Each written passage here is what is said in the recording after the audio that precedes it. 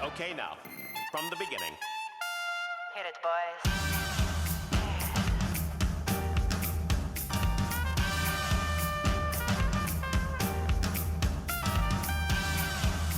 What are you talking about?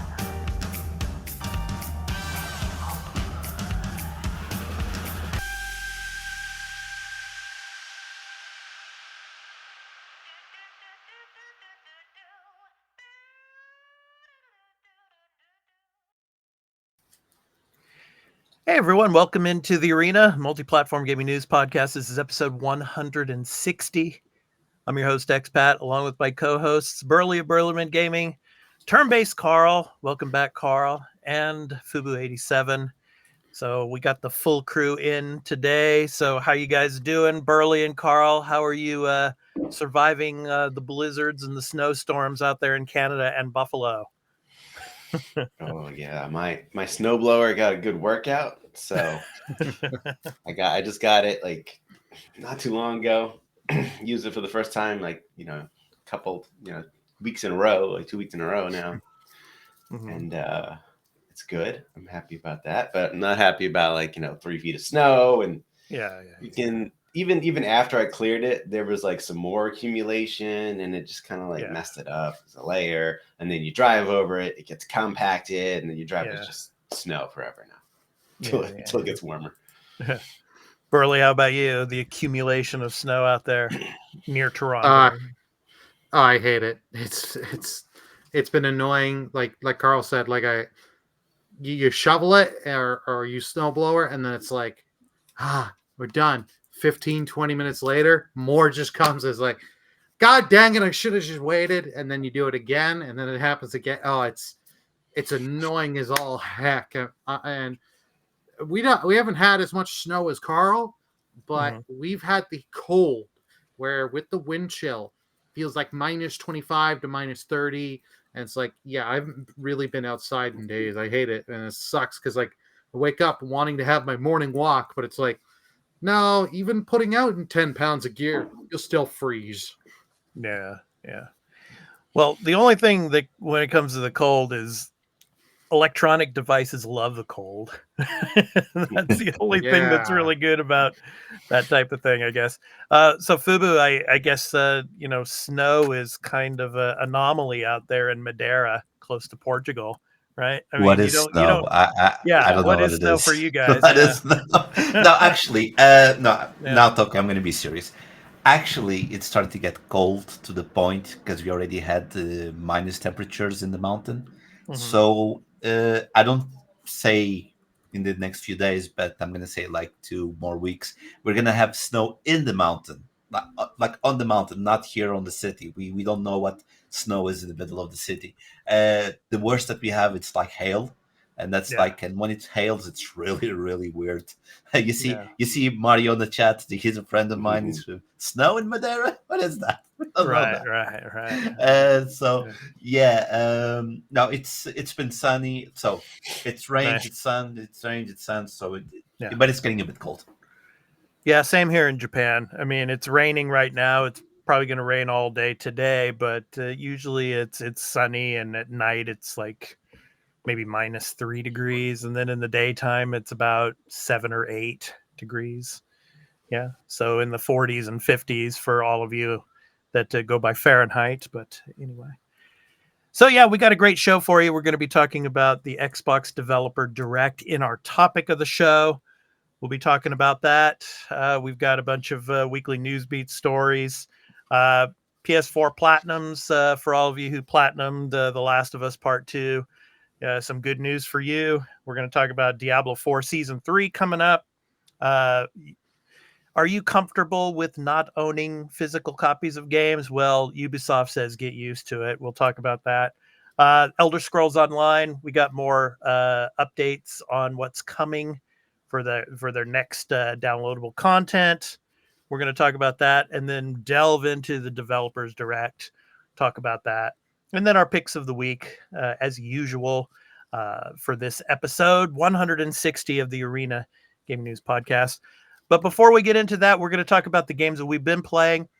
So a brief word about where you can find the podcast in audio and video formats for all of you video viewers on demand and for all of you audio listeners is next.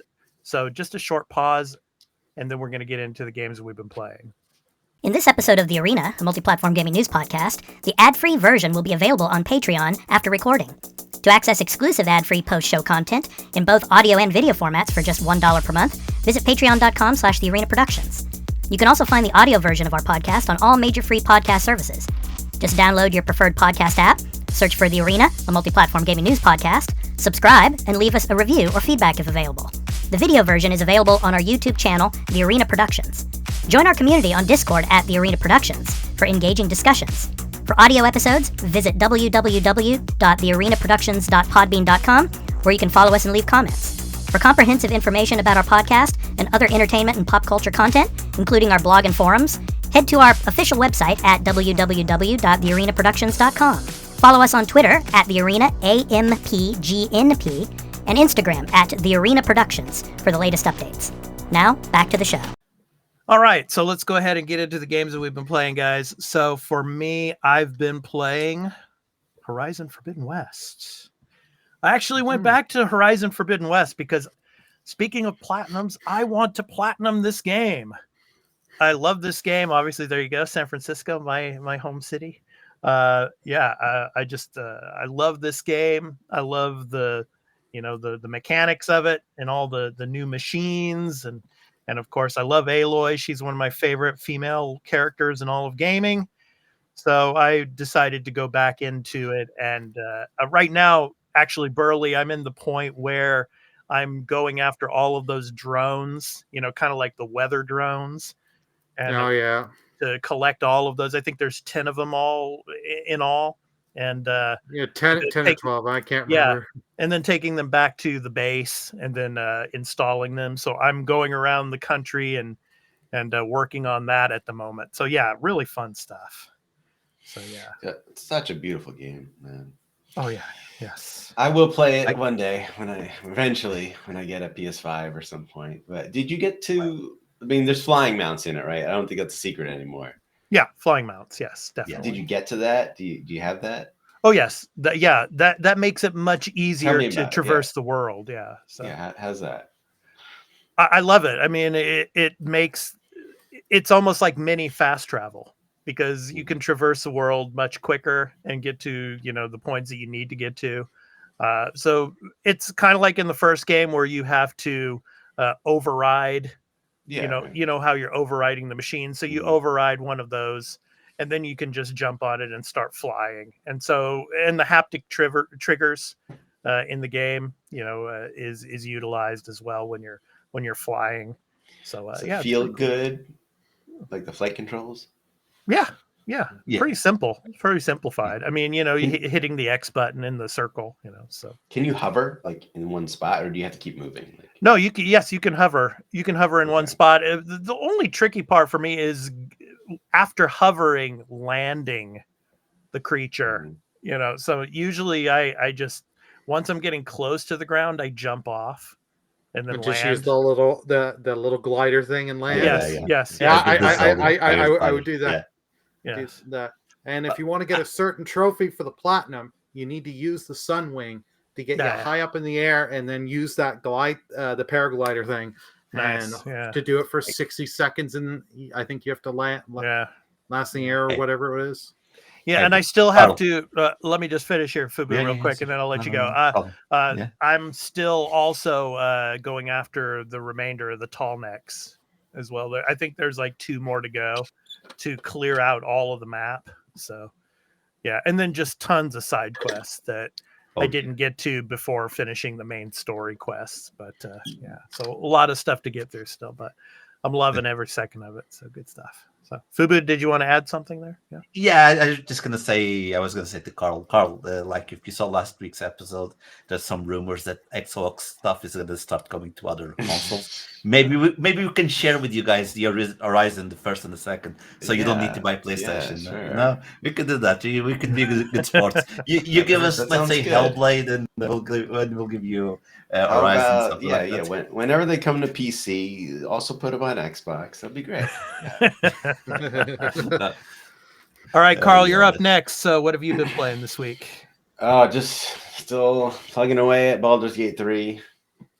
Just having a blast, just I mess around too often in this game. Like I'll like randomly start a new character just because I feel like making a new character, or I spend too much time like respecking, because you can respec your characters, right? It's like, you can change their stats, you can change their classes, and it's cool because you level up, right?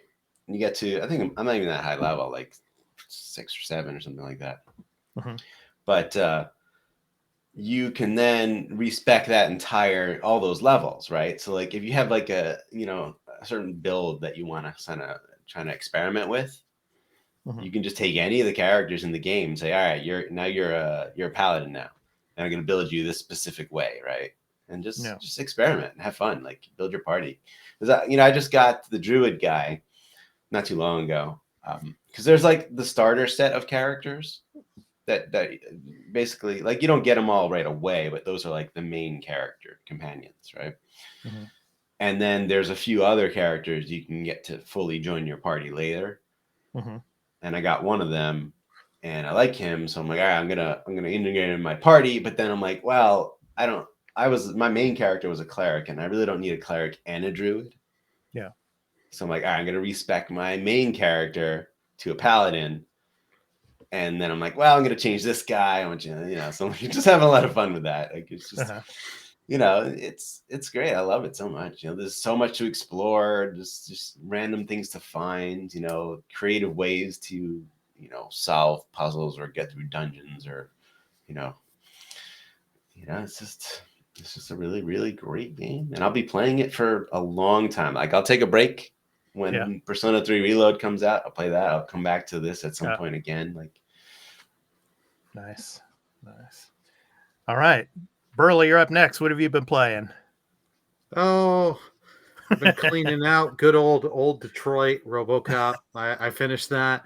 Mhm. It was such a fun game. Robo Burley. Yeah. Yes, Robo Burley. And you know what? If you like RoboCop, I can't say it enough. You will love this. They stay true to the universe and everything. Do a lot of things. As I said, like they keep the feel of the cop.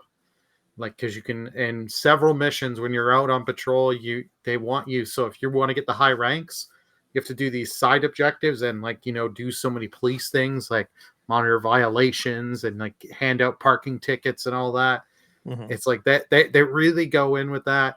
The combat is fun, and when you get the extra abilities, and the whole skill point system of you just going and speccing RoboCop the way you want, and the more stuff you do and the more exploring you do, the more skill points you get. Mhm. It's a lot of fun. Now, this seems like it's all first person. Is there any third person elements to this? No, it is all for first person. You cannot, as far as I know, you cannot change to third person. Okay.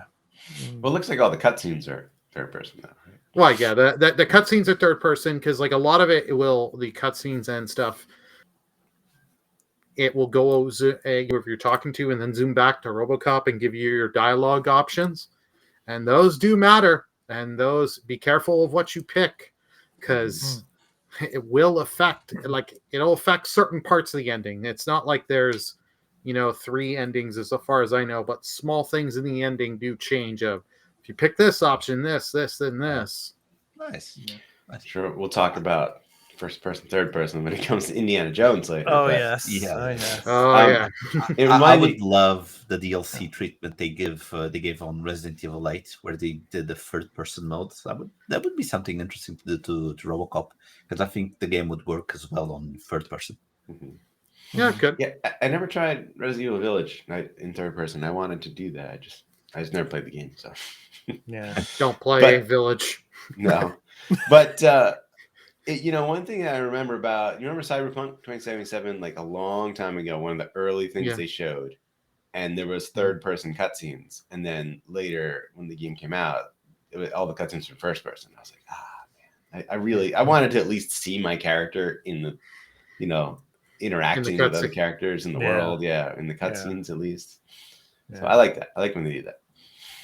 All right, Fubu, you're up next. What do you got for us, man? Rangers of Paradise. I'm telling you now, if this game chose to be an original Final Fantasy game with a turn-based gameplay, it would have been one of the best Final Fantasy games because of the story that it has. Mhm. The story is amazing. Like the twist, it changes the mythology of the full series, and that's really hard to do on an established series like Final Fantasy. When this game came out, there was already 15 main installments, and it changes the mythology of the full universe. I'm going to say dimensions because if you play the game, you know what it is. The full dimensions. But yeah, I'm not the biggest player when it comes to Souls-like games, so I did the ratty thing. So I just started playing online. So I joined people super strong. They kill everyone, and I'm just chilling with the story. Like my job is, I'm going to avoid getting dead, so I'm not a burden. I'm just going to stay on the side. You kill, you do everything, and then I just see the story. And this is so good, and I hope that Naughty Dog does this. The story was so good. The game was for free because it was on PS Plus. I'm really considering buying the season pass so I can play the rest of the story because there's more story. And I think that Naughty Dog might do that in maybe 2 months. Release The Last of Us Part 2 on PS Plus, and then you use the €10 or $10 to do the upgrade so you can play the roguelike and all that stuff.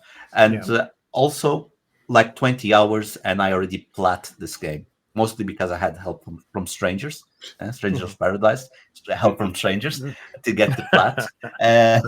So, I was going to say, that's the only it's way you got it in 20 hours. I can tell. yes, That's someone who played the game legit.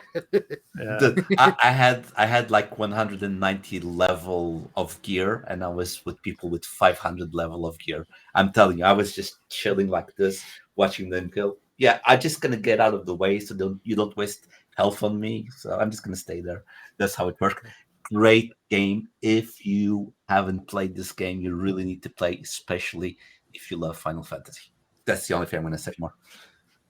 All right. Wait, I got one question for you. Yeah. What's the better action RPG, this or Final Fantasy 16? 16. Mm-hmm. 16. Yeah. Because 16 doesn't go as hardcore. The story is better. The characters are better.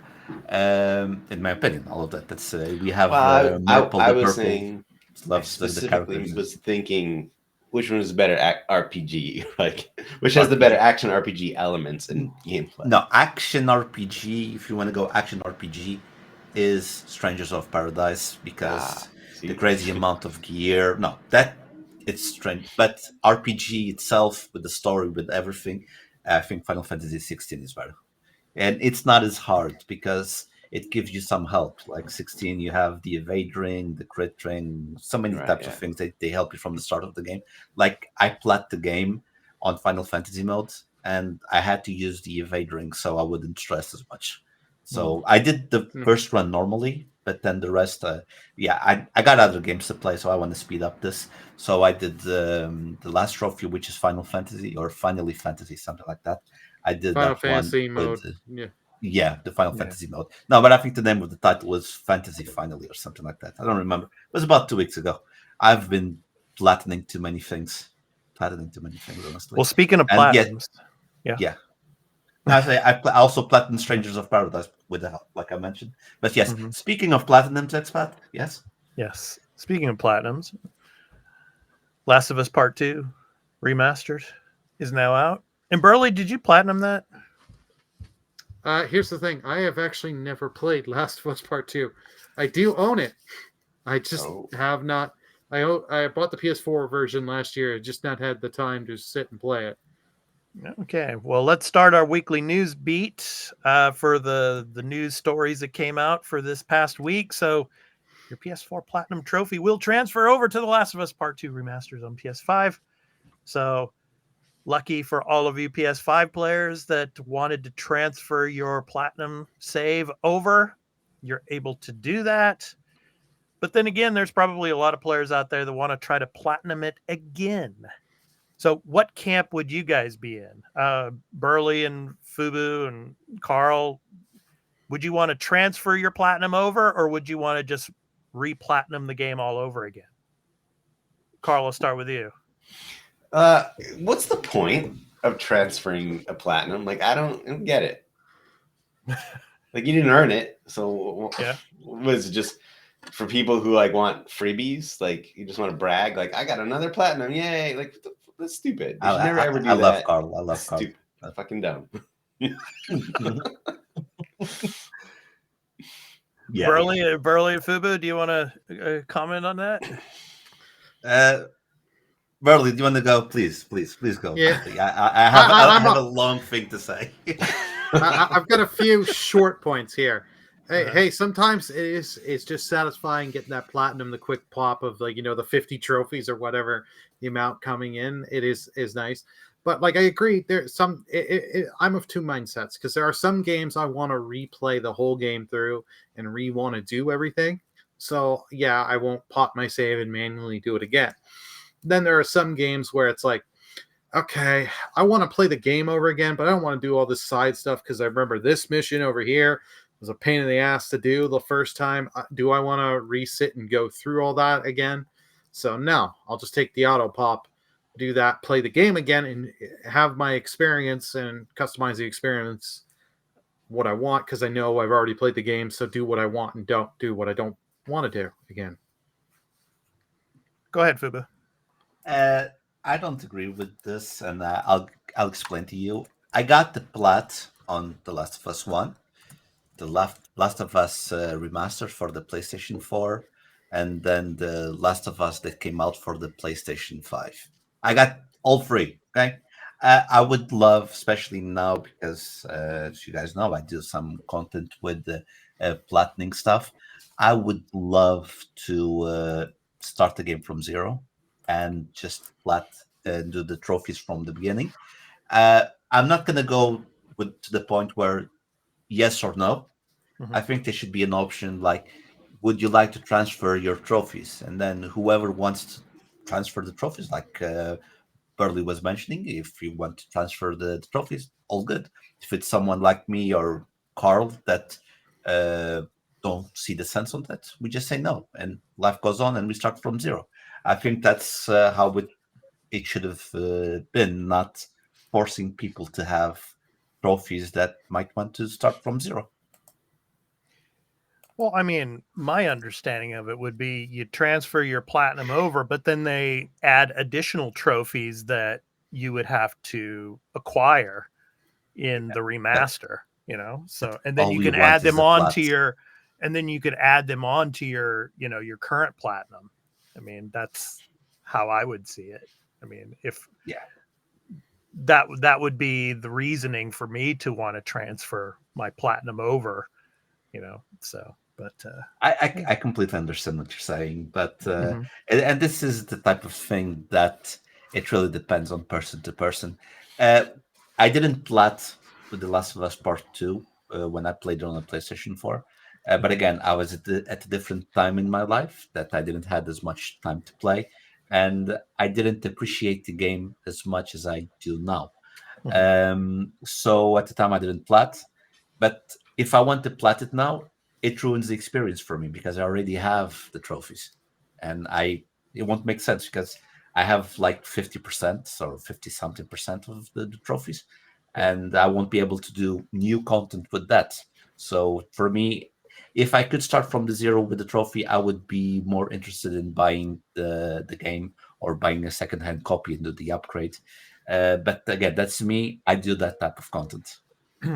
Carl, when it comes to Xbox, do they have the same system for remasters in a sense where you can transfer all of your achievements over to the remastered versions? I've never heard of such a thing, but I don't even know that they have any games that would really make sense that they don't do it like the same way.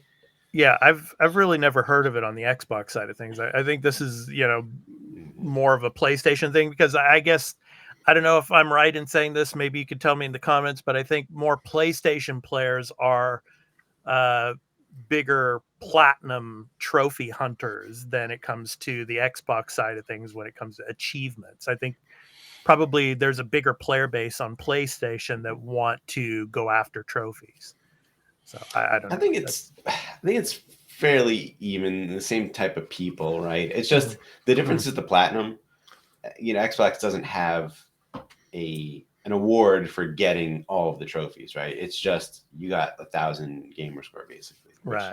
Which is stupid. It doesn't sound cool. There's no like easy way to say like I platinumed it. Like that's why people say that. They should change that system. They should add something similar.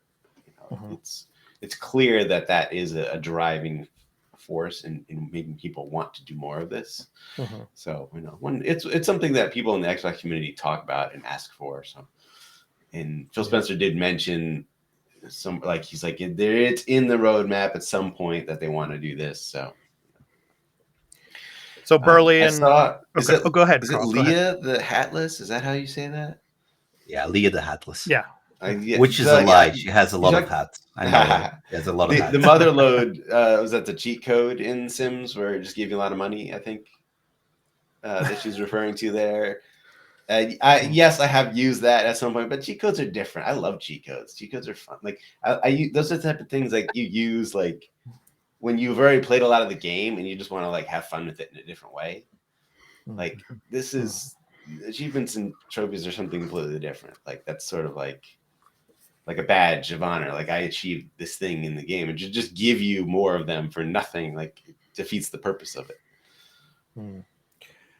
So Burley and Fubu, do you think this will become now a trend moving forward for PlayStation for every remaster that comes out in the future, that you will have the option to transfer your platinums from the previous generation over? Burley, what do you think? I think it's going to stay for a while, but there have been outliers that haven't done it, but they're few and far between. I'm blanking on some names, but like some of the games. But the interesting thing is, like on some of these games, like for Spider-Man and Final Fantasy VII Remake, you didn't just download and pop or download by the disc for the PS5 version, hop it in, it instantly unlocks. For those ones, you'd have to go back to your old game. There'd be the transfer option there to the PS5 upgrade, and then you had to do it. So it wasn't like, because some people are like, oh, it takes nothing. It's like, no, there's actually a little bit involved with it. Okay. Fubu, do you want to add anything to that before we move on? Yeah, it's actually something interesting that happened to me this week. And I don't think this is going to be like something natural that will happen. And why? There's a service that I don't know. Well, I think I know why, but there's a service on PlayStation which is PlayStation Stars, something that you do you have some objectives. You know what it is, Yeah. And the way you get coins for that is you do objectives, you collect trophies, and whatever. And I was at the store this week, and I was like, "Oh, yeah, this." But I don't know why I can't access it on my PlayStation, so I had to go through my phone, and I had 11,000 coins because of objectives that I did. That was 40 euros, man. 40 euros. That's half of a game. If you start giving trophies away nilly-nilly, like with no reason, you're giving free money for the people, and it's a business. You're not supposed to give free money to people. So for this reason, I think, yes, this is happening with The Last of Us, but in other developers, other games, I don't think it will be something very common. I think it's going to be depending on the developer, but most of the time, is not going to happen, or shouldn't at least. All righty. Okay, let's go ahead and move on to our next story. So this one pertains to Diablo 4. So Diablo 4 Season 3. So Season 3 is on the horizon. It's coming soon. So all about dungeon delving with a mechanical companion. So I'm going to go ahead and read a little bit. This is from over at IGN, and this is some of Burley's gameplay from Diablo 4 that I threw in here for us here. So enjoy It that. should be red. Should be red, not Blackbeard.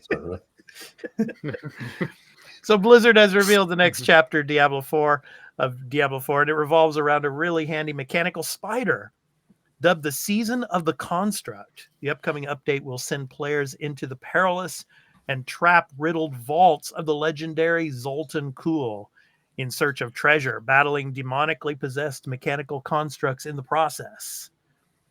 So the main power grind will center on your new robotic companion, a spider-like friend called the Seneschal, who comes with its own management UI and can be customized with magical stones of different rarities and power levels to alter its behaviors and abilities to your liking.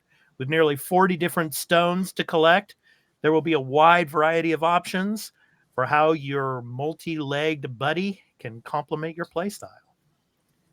So Season 3 also brings some hotly anticipated quality of life changes, most notable of which is WASD key control support for more direct control over your heroes on PC, seemingly a necessity in a season that will feature so many deadly traps that you would really be best off avoiding.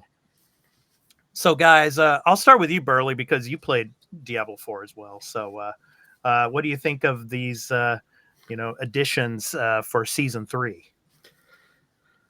They're neat.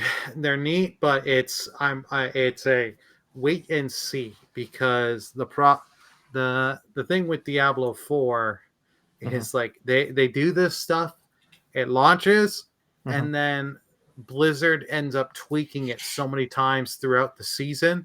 So what they'll start and tell you, oh, this does this and that, and then oh no, people are getting good drops too well. Well, we'll restrict that. And then, oh, we promise the EXP buff. We'll take it away. It's like Blizzard is too wishy-washy on some of this stuff.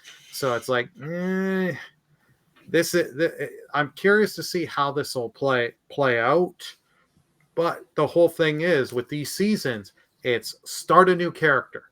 You can't get this on your normal non-season character. And you can't transfer a character you had in season 1 or 2 to season 3. They want you to start a whole new character. I'm kind of like, no, I don't feel like restarting all the progress that I've done.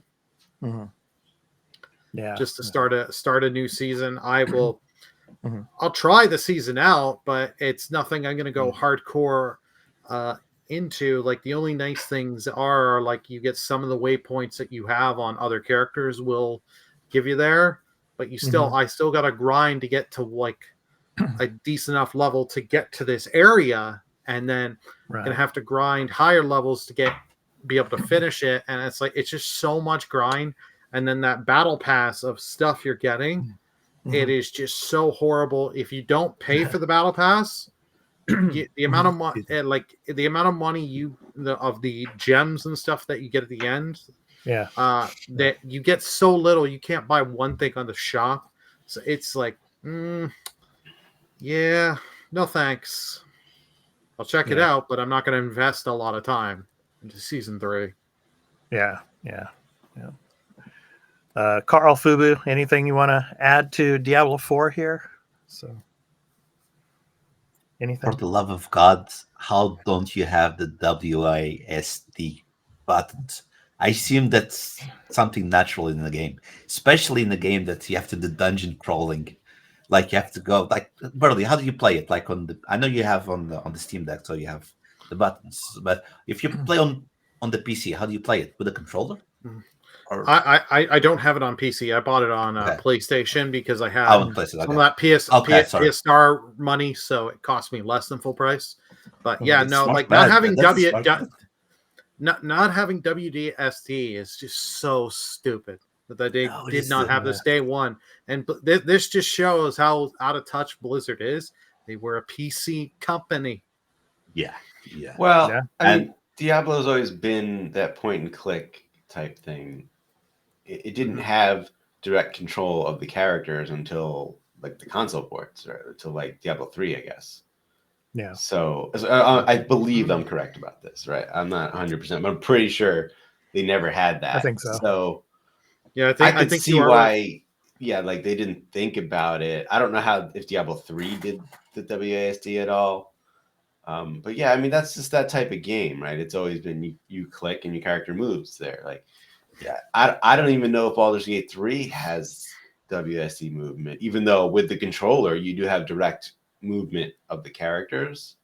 But in that type of game, right, it's you click, your characters walk to where you click. You know, that's those type of games have always been like that. Yeah, and I think that was a staple of the original ones. But again, the video game world evolved, and the map itself became way bigger, and it doesn't show on the map. But yeah, now that you're mentioning it, I kind of think I don't know why. Maybe I'm confusing games, but I have a recollection of using these buttons. Maybe I'm confusing with a different game. Could be that. But No, I again, think you could into, but most people did the whole click because like I spent 2 was the one I spent the most time on. I can't remember for Yeah, control wise with because 3. because the thing is, I remember playing the 1 or 2, I don't remember which one, at the house of a friend, and he had the weirdest controller, which basically not controller, remote, the rat. So basically, instead of having the ball, because yes, I'm that old, the mouse controllers used to have balls. Children, it used to have balls. Nowadays, You're not old, Fubu. They had not old. big balls. But yeah, but my friend had one that the ball wasn't down here, the ball was up here, a big ball, so you controlled it like that. Yeah, I hated that as well because I wasn't used to that. So I remember playing on the keyboard. So maybe I'm confusing them, but I remember playing on the keyboard. Anyway, that's one point. Remember the ball. Okay. And another thing. I see Diablo game as something mystical. Putting robots and stuff, I don't think connects with the environment of the game.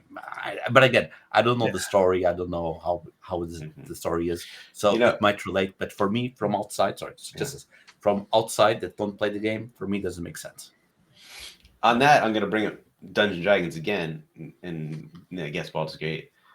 Like constructs are a thing in a lot of that type of fantasy world. So like a mechanical construct, is like a metal construct, right? You could have a stone construct, right? You have all these different types of materials. So it's a thing that's fairly common now in those type of settings. I think it's cool. I do like it.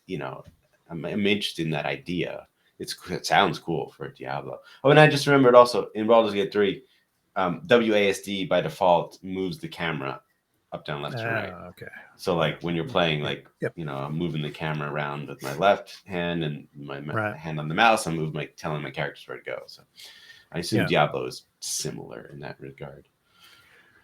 Okay, let's move on to our discussion of Ubisoft and Ubisoft wanting gamers to get comfortable with not owning physical copies of games anymore. So one of the things they talk about in this story, and you can check it out over at insidergaming.com, basically they talk about how DVD owners in the past and CD owners in the past got used to the fact of not owning DVDs and CDs and moving over to digital because everything moved over to digital form. Now they're saying basically the same thing about video games. And I'll go ahead and read a little bit of this for you. So Philippe Tremblay, he's the Ubisoft director of subscriptions, spoke at length about the state of play in our increasingly digital global landscape. He laid out the present and future of streaming services. So a lot of this revolves around the streaming services, especially Ubisoft Plus. But I mean, this also refers to services like Game Pass, PS Plus, and so forth. But subscription services. exactly, Not- subscription services. Yeah. Mm.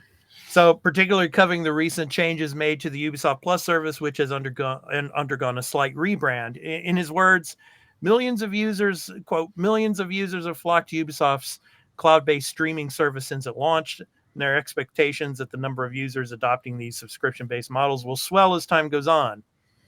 And then he moves on and talks about, people still clinging to physical games, but a consumer shift needs to happen. So in recent years, we've seen the concept of cloud gaming and subscription services explode from PlayStation Now to Xbox Game Pass and from GeForce Now to EA Play. Seems like there are countless services that you can pay a monthly fee for to unlock a host of ever-changing games. There are tens of millions of people, if not more, with multiple subscriptions covering the field and gaining access to hundreds of titles. Ubisoft recently amended its service Ubisoft Plus with a slight rebrand. The core offering is now known as Ubisoft Plus Premium, and it operates alongside other tiers such as Ubisoft Plus Classics, which gives players access to back catalog games, but nothing brand new. I have multiple services as well. Of course, I have Game Pass. I have PS Plus. Yeah, and I have been a digital gamer now for over 3 years. And one of the reasons I changed is not that I don't like physical copies of games. I do like physical copies of games. I would love to collect boxes and all the box art, and of course Burley, with his steel cases. But I just, here in Japan, it's not practical. It just, with the limited amount of space that we have in homes here, I just can't flood my condominium here with storage bins of video game boxes. So I decided to move on and move to just digital only. And so when I got the PS5, I decided to get a digital only PS5. So, but I know there's a lot of gamers out there that want to cling to physical media, but Ubisoft's not wrong here. It's the future, and people, just like when it came to CDs and when it came to DVDs, they're just going to have to accept that the future is going to be all about digital. Your guys' thoughts. Carl, I'll start with you. Well, we're talking about this story. I think people are really looking at that one line where he says, like, get used to not owning your games. And that's inflammatory to a lot of people. But when I look at the full context of what he was saying, I really think it's just a poor choice of words, because he's kind of talking about, like, when he mentions the people not owning CDs and DVDs, and he's talking about, like, how those streaming services, like, keep your progress in place. Like I would never want to live without the whole Netflix ability of, like, wherever I left off on my movie, like, it saves my place. It tracks every episode I watched, so I know what I've seen already. I don't want to go back to, like, putting DVDs in and then, like, the stupid ass, ads come up and the garbage menus come up. And you got to fiddle through all that. And if you guys remember how bad DVD menus could have been, some of them. Oh, and some of them are so bad. So, like, I don't want to go back to that. But video games are different, and this guy doesn't sound like he's a guy who knows that much about, like, playing video games. So I think he's getting the terminology and language wrong. Like he's definitely referring to, like, cloud saves, right? He's referring to, like, you have this game streaming, right, or in a subscription service, and wherever you play it and whenever you come back to it, it saves your progress and you're wherever you come at the game from, right? That stuff is good, right? We like those things. I don't really think he's talking about physical games going away. That's something that's happening, but that's not. Well, I don't think that's what he's talking about directly at this point.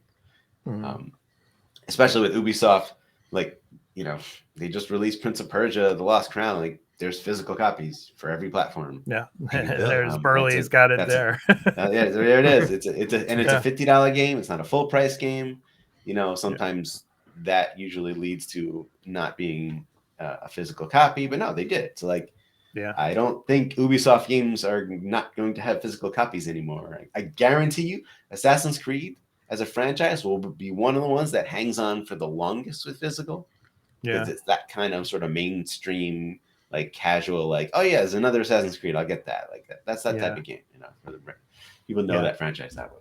But a lot of development studios are, trending towards digital only. Like we're going to talk about later on, Hellblade 2 is going to be digital only. Yeah. So I don't like digital only. I buy physical whenever I can, because I'm just used to it. I'm old, right? Like I know I grew up. You're not. With that being. You're not old. Come on, guys. I'm the oldest guy here. But that doesn't mean I'm not. You're 41, man. You're young. You're 41 years young. Okay. Yeah. But you know what I mean. I'm born and raised on physical media, right? Like, I think all of us were. Yeah. It's my passion, and I like to have those things. I like to hold. Right. I still have Atari, NES, SNES, all the way on. Sega Saturn games. I have. Yeah. I kept most all things. Those cartridges. Up until like the 360 era, PS3, Xbox One and PS4, like where I started to like kind of sell a lot of it and only keep the ones I really, really liked. Yeah. Burley, go for it. Well, Mr. Steelbook. Well, I don't have this. Didn't come with a steelbook. No steelbooks. Ubisoft, burn that company down. No, I'm kidding. Kidding.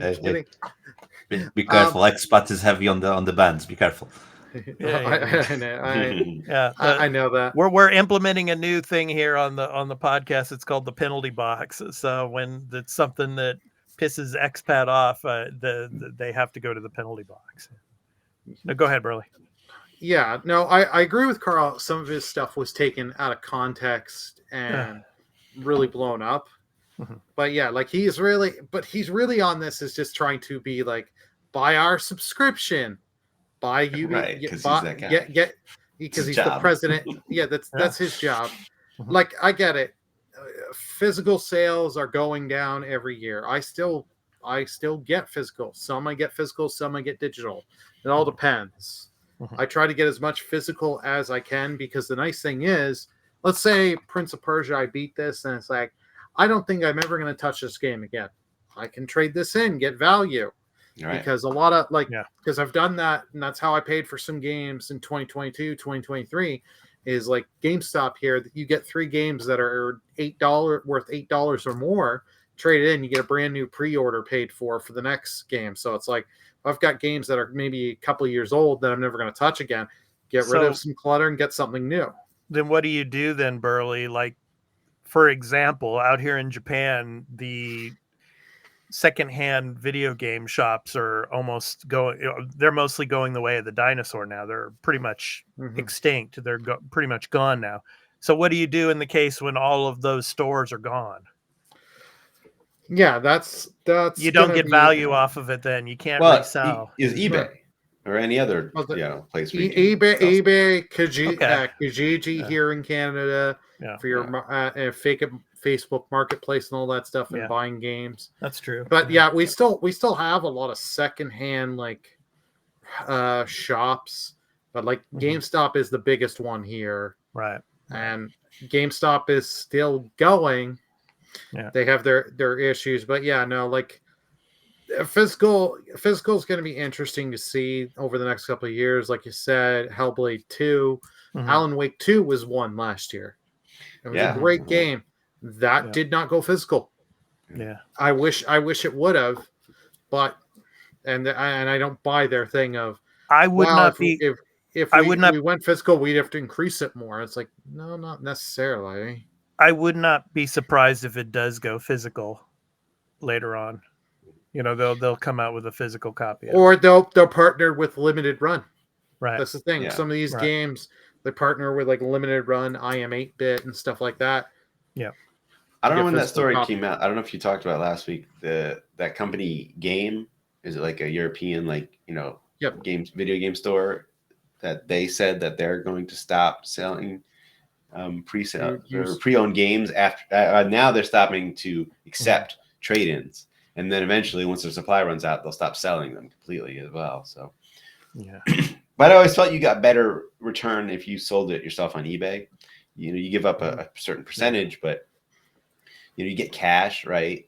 You don't have to do the thing where you get the trade in value or they give you less cash, right? Like you just get what you want. Like, and if you buy a game at launch and beat it within a short period of time and resell it while the game is still full price, you're gonna get a good amount. Like this, I did this with The Last of Us 2.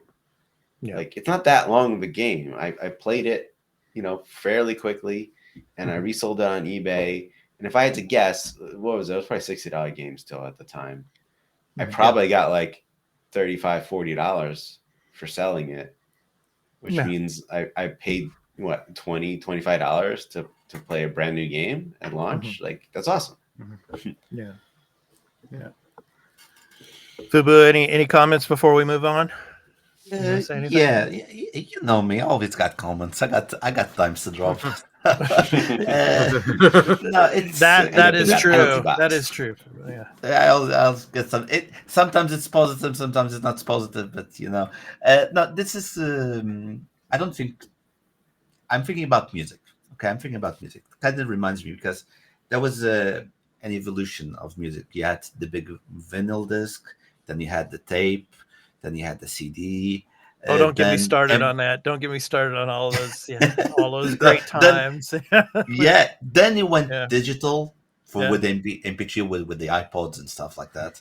Yeah. And then there was a trend which calmed down a little bit, but in the times before COVID, there was a very increased trend of people buying the vinyls of recent music to have as collectible. And this goes to what Fubu was. Before you go on, I was going to say, because I come from a radio background, obviously. Yes, exactly. I worked for the #1 music station in San Francisco, 106.1 KMEL, a long time ago, back in the late 80s, early 90s. And back in the 70s, they were using vinyl, on their broadcasts. Oh, yes. Wow. And then obviously then from that, they went to compact disc and then, of course, digital. But go ahead, Fubu. Go ahead. No, I'm just looking. Burley, show me. Oh my God! Which one is that? That's beautiful. There you go. It has everything. What is everything? That's Eddie Van Halen's son, Mammoth's second album. His son's band, Mammoth. Second album that came out last year. I got the vinyl, the special rainbow vinyl. See, and the thing is going to happen, and going with Burley was saying at the end of his intervention, where there's going to be a limited release, and you do have a very recent example, Sea of Stars, great game, already discarded. We discussed how much we like it or whatever. They are going to release it physically, and it was digital only. They gave it away on the Game Passes and the PlayStation Pluses and whatever. But for those people that didn't have these services, they could play. You had to buy them digitally. So now they're releasing it physically. Maybe they're going to release it with a DLC because they're talking about the DLC. Burley, you're supposed to get a copy, right? Because you kickstarted it. Yeah. So, the level I kickstarted, I get a physical edition. The backers. It was supposed to come out about now. They've had some delays, but they've been open and upfront with us. In May, the regular edition of physical is coming through. I am 8-bit, and plus they have another edition if you want to buy with a few more things. It's not coming with DLC. It's just, hey, we could get digital out quick. We didn't want to, because they're a small company, they didn't want to make 2 million discs and be beholden of we made 2 million discs, but we only sold 150,000 discs. Make small physical print runs, and because it's easier to start up after you've done the initial print run. Okay, we can do another small batch and just do it in small batches instead of making too much. So just so I can finish. Sorry. So I don't like if you do a game service like PS Plus or Game Pass. I do agree. Okay, for the money that you pay. Okay, I do agree that you're not supposed to own the games. But if I want to go to the PlayStation Network and PSN and buy a game, that game is mine. I don't care what they say. I'm not gonna. It's not mine because it's not physical. No, that game is mine. I spent 60 or 70 years buying that game. But when it comes to, so it's gonna depend on which field you are. If you're going with a service like Netflix, okay, it's not yours. It's the service. That's the rule. If you go and buy it individually just for yourself, even if it's digital, it's mine. Find a way, keep it for 100 years. If I live that long and I want to play it in 100 years, you must have that game because I paid it. But there's right. still the inherent problem, right? Is that you need to update this software. And once those servers are down, you can't do that anymore. And that applies to your digital and your physical releases, right? And in digital, if they stop hosting it, then you can't get it at all. Right. It's just gone. You'll never be able to re-download it. So you better keep that hard drive alive forever, type situation, or just, keep transferring the data. But, I don't like the idea also of selling a physical later, because what if I want it at launch? Now I have to wait if I want to buy physical, or I have to buy twice. I hate that. That's awful. So, All right. It sucks. That's how life is going to be though right now. You're going to have to make these hard decisions. This is why I like Game Pass a lot, because that's how I play digitally is Game Pass, because it seems affordable and I don't have to worry about making the choice. I just get the game immediately, right? And I just don't buy it then. Whatever. I guess that's how it's going to be. I'll just play those games digitally. Yeah. All right. So coming up, we're gonna be talking about the developer direct that's coming up shortly. But first, we're going to talk about something that was talked about after the developer direct. So the Elder Scrolls Online. Can you believe it, guys? The Elder Scrolls Online is almost 10 years old now. Almost 10. It'll be, I think, 10 years old in April or something like that. World of Warcraft is still going, so whatever. I mean, I wasn't expecting that. Yeah. So anyway, Elder Scrolls Online reveals the next expansion, Gold Road. It's coming in June. So here is some of the details for that. So it's releasing on June 18th. So another 30-hour plus chapter to further expand the already mind-boggling expansive RPG universe. So exciting to hear the skills. So some of the skills that they talk about here. So collecting and customizing called grimoires across ESO's open world zones through various means. So it's described as, quote, fictional precursor to what could become spell crafting 1,000 years in the future, end quote. So more of the Elder Scrolls Online. I don't know if you guys have played much of the Elder Scrolls Online, but I think they're going to continue to milk the Elder Scrolls Online until, the next Elder Scrolls game comes out in like another 5 or 6 years. So what are your guys' thoughts on this? Burley, I'll start with you. What do you think of this new expansion? Well, Gold first thing, congrats on it for being 10 years old. I didn't realize until this article had kept out, this had been out for 10 years. Yeah. So, wow. Yeah, good on them. It's got to be doing well if they're making another expansion and still having, bringing that hype. So good on them. Yeah. From what we see and hear, sounds interesting, but it's just like I'm not that big of an MMO guy. And if this MMO is 10 years old, I know to get to this expansion, I got to get through so many expansions, the base game. And it's like, I don't know if I want to put that kind of time and pressure on myself. Yeah. You can probably pay for an upgrade like they do on Warcraft. Yeah. I'm not. I'm with you, Burley. I'm not the biggest MMO guy, but hey, it's got a big fan base and player base, so it just keeps rolling on. So, Carl, Fubu, any comments on Elder Scrolls Online? Yeah, I don't like MMOs. I used to play a lot of MMOs. I remember I played the World of Warcraft. I didn't start at the first one, but at the first expansion, the the Burning Crusade, and then the Lich King. I used to love. I would play with a lot of people. I like at the time I found like Portuguese people, you know. Then I started playing with them, and then we had. I used to be a raid leader. That's how hard I was into the World of Oh Warcraft. yeah. I played. I remember I played the Star Wars of Old Republic or whatever that MMO at the Yeah. time. Also about 10 years I ago. played that. Yeah, that was a good one. I really liked that one. I always assumed that game would be more successful than it was. Like this game, when it came out, I was like, the market is already way too saturated because you had Warcraft, you had Guild Wars, you had Final Fantasy, you had the Star Wars one, and many others that already died, and I don't remember them. So Yeah. I never thought, but again, I'm not the biggest into the Elder Scrolls universe. Like when it comes to this, my biggest knowledge is Skyrim, and then I know there's Morrowind, and I don't know anything else.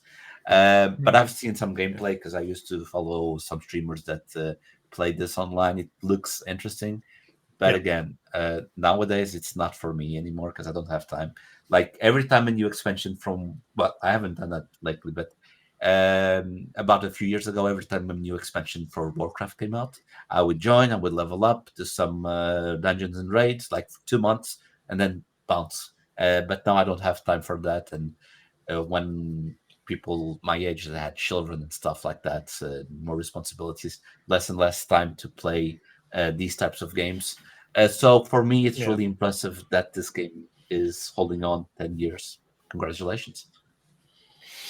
Yeah, All right. definitely seems one of those like staple ones that's going to last a very long time. Yeah. Even when a new Elder Scrolls come out, it's a completely different type of thing.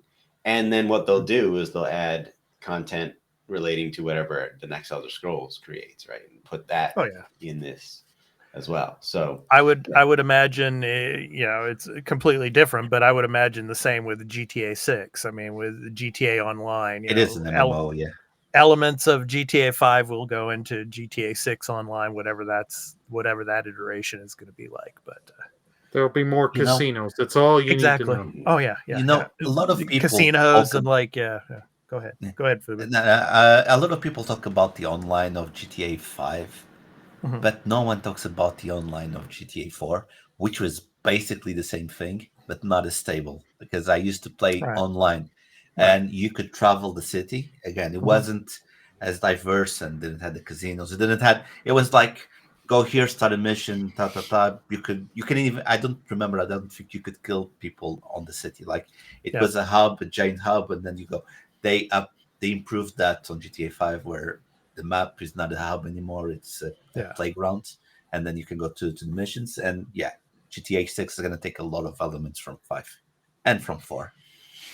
All right, guys. Let's jump in. Topic of the show. So, developer direct. So, it was about an hour, or 48 minutes or something like that. So, and I love how like during the direct, it's like once the developers for the 10 minutes of the particular game that they were highlighting, once that finished, then they went back to the screen here and they like scribbled, mhm. like fall 2024. And then when it Yeah. came to Visions of Mana, it's like, oh, there's like a hack or something like that. Yeah. It's great like, what's presentation, going yeah. on?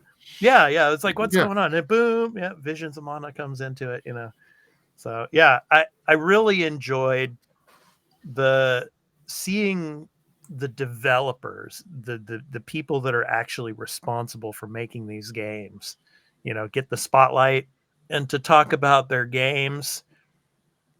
The only thing that I kind of left this direct scratching my head about is the only game that we got a actual release date for was Hellblade 2. I mean, even Visions of Mana, it's coming in summer. Okay. There's a release window. But then everything else, release window, fall 2024, fall 2024, fall 2024. I don't think any of these games might make it at their release window, or I'm still skeptical about Hellblade making it in May. I think that's probably going to be pushed back as well. I still think that has the best chance of coming out in 2024, Hellblade 2.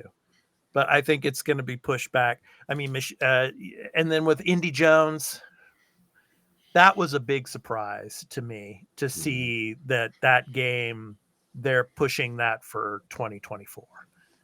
I mean, I love machine games. I love the Wolfenstein games. And we're going to talk about Indy Jones later. I mean, it's completely Wolfenstein, in a sense. But I mean, the Wolfenstein game that came out in 2014, that was originally supposed to come out in 2013, and they pushed it to the next year. So I don't think, just my opinion, I don't think Indy Jones is going to make it this year. So I loved the developers talking about their games, and I loved seeing the gameplay that they showed. Indy Jones, we got our first look. Visions of Mana was a big surprise. And I'm glad to see that series finally coming to Xbox. But I mean, I hope that this doesn't turn into what happened. I think it was last year, Carl. I think it was last year that they showed off all these games and they didn't make their windows. And so that put a lot of... That was the year before. Okay, so 2 years ago. Okay, yeah. So 2 years ago, yeah. Where they showed off a ton of games, but a lot of them did not make their release windows. And so that brought a lot of flack to Xbox. I hope these stick, but just has me scratching my head thinking that there's a strong possibility that they're probably not going to hit that.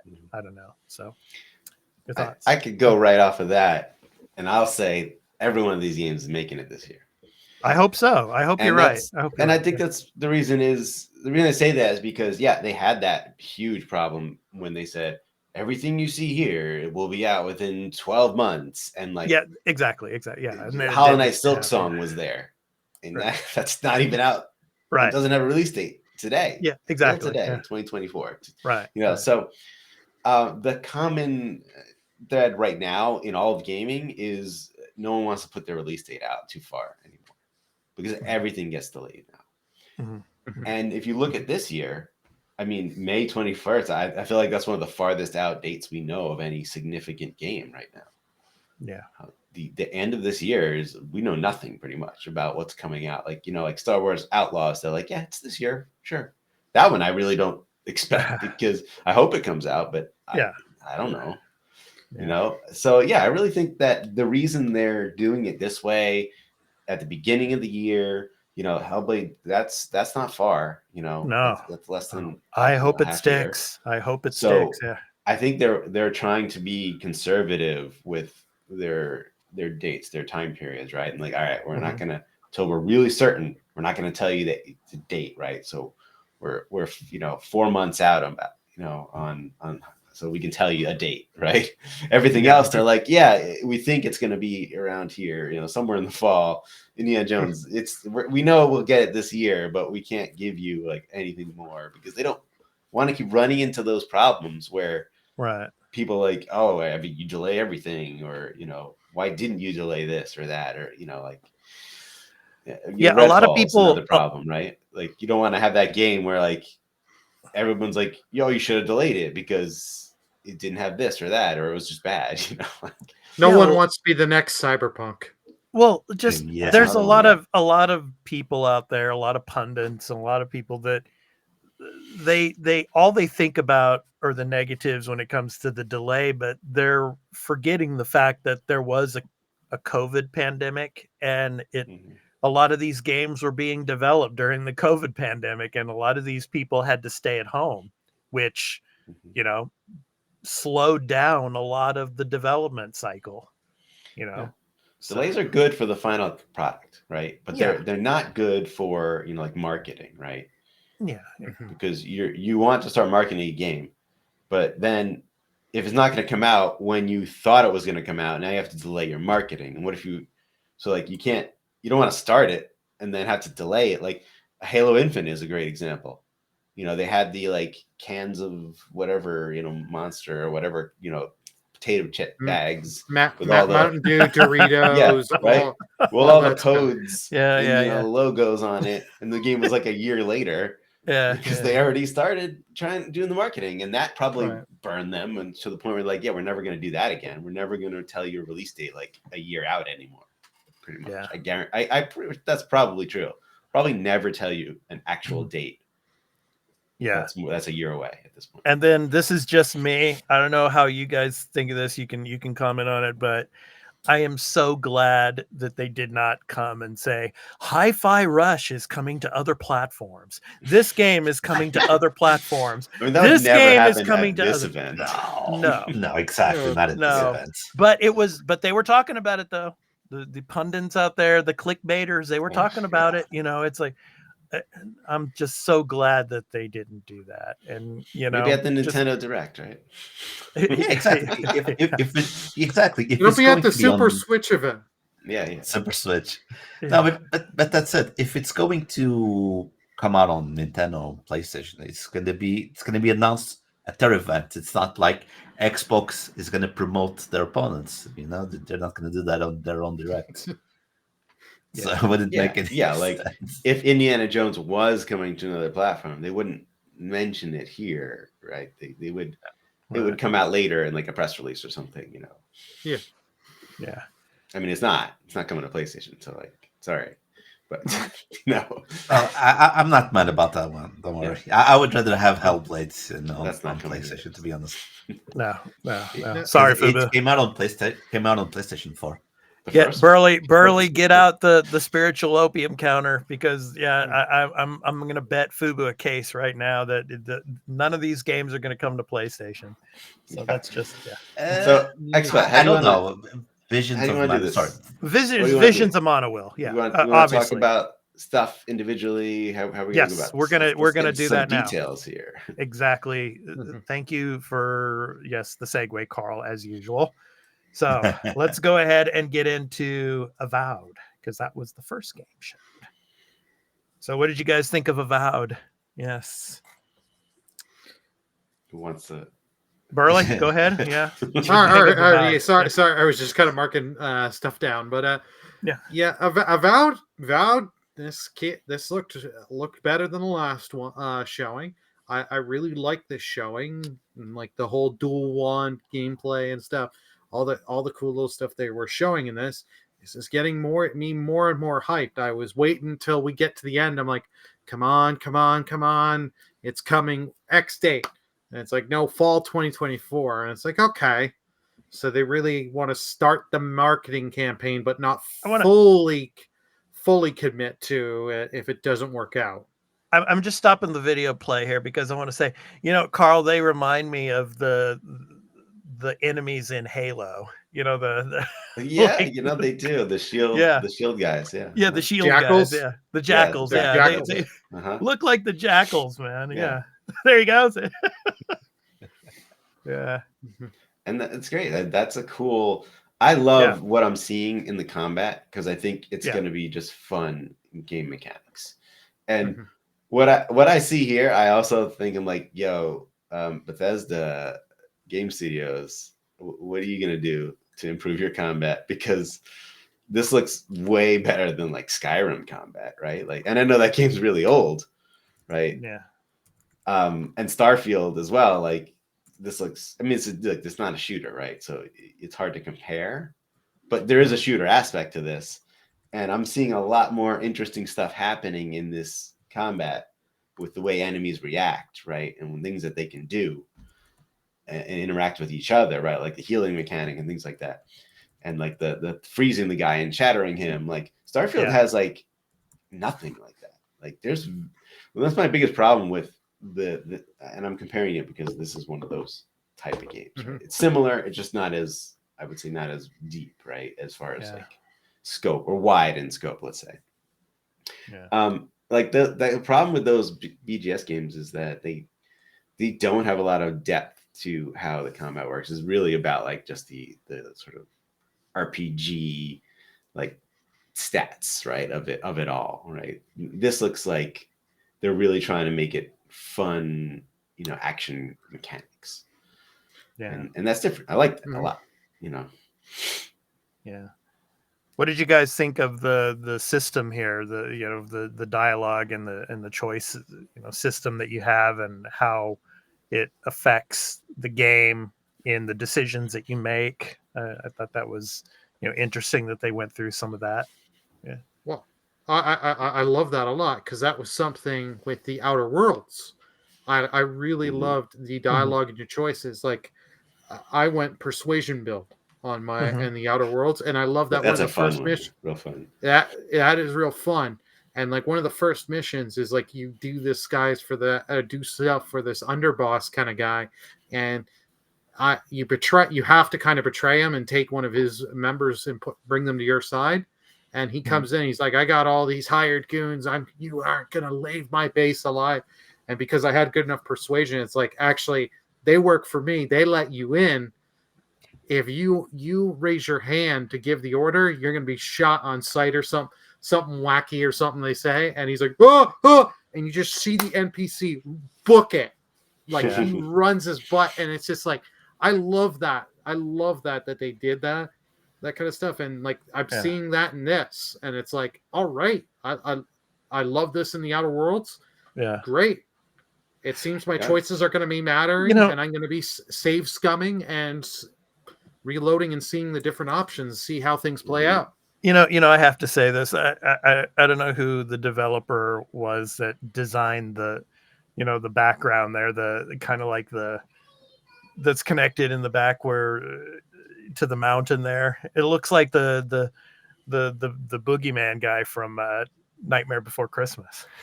Oh yeah. Oogie Boogie. I see it. Oogie Boogeyman. It's like they must have been thinking of that when they designed this. It's like, it's like it looks Consciously. like, yeah. Yeah. I had to say that, man. I mean, it's Yeah, so I funny. mean, Burley, you're totally right. Like Outer Worlds, like I trust them from playing that game that they're gonna have great, like consequences and great different ways you can go about defeating or I guess completing right all of these quests or missions. Especially the main story ones all had multiple ways you could go about doing them, depending on what Right. skills you had or just how you wanted to play it. Yeah, and dialogue options is are going to matter a lot. See, actually, what's that little like icon there with the arrow? There was like a purple arrow. I wonder what that meant. Yeah. But yeah, I also want to comment about these character models. Like, I really like the amount of detail on them, the way they move. They seem to emote more. Like, again, I want to criticize Starfield here. Like, those characters are very like rigid, and they didn't evolve that. And I'm seeing better from a smaller studio, right? I think that this game is the game of the show for me. Like this direct, like this. Oh, wow. This is the game that like I'm gonna play the hell out of this. I'm gonna love this. It's I agree. Amazing. Yeah. Wow. Okay. I'm gonna like make multiple characters. I'm gonna try multiple builds. I'm gonna like Burley said, I'm gonna do the same missions over so I can see the different ways they can play out, and that's gonna be awesome. The worlds look beautiful here. The world, it visually looks incredible. Visually, yeah.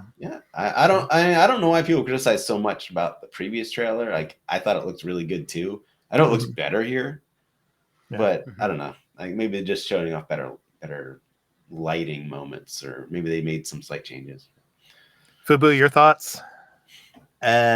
First of all, again, I love the passion when you guys start rolling out talking about the games that you're really enjoying it. It's really like once you want to play it as well, because I already said many times I'm not the biggest fan of the first-person view type of mode. But putting that aside, I do like the fact that you can do the combos with the weapons, or what they showed that you can freeze the enemy and then shatter.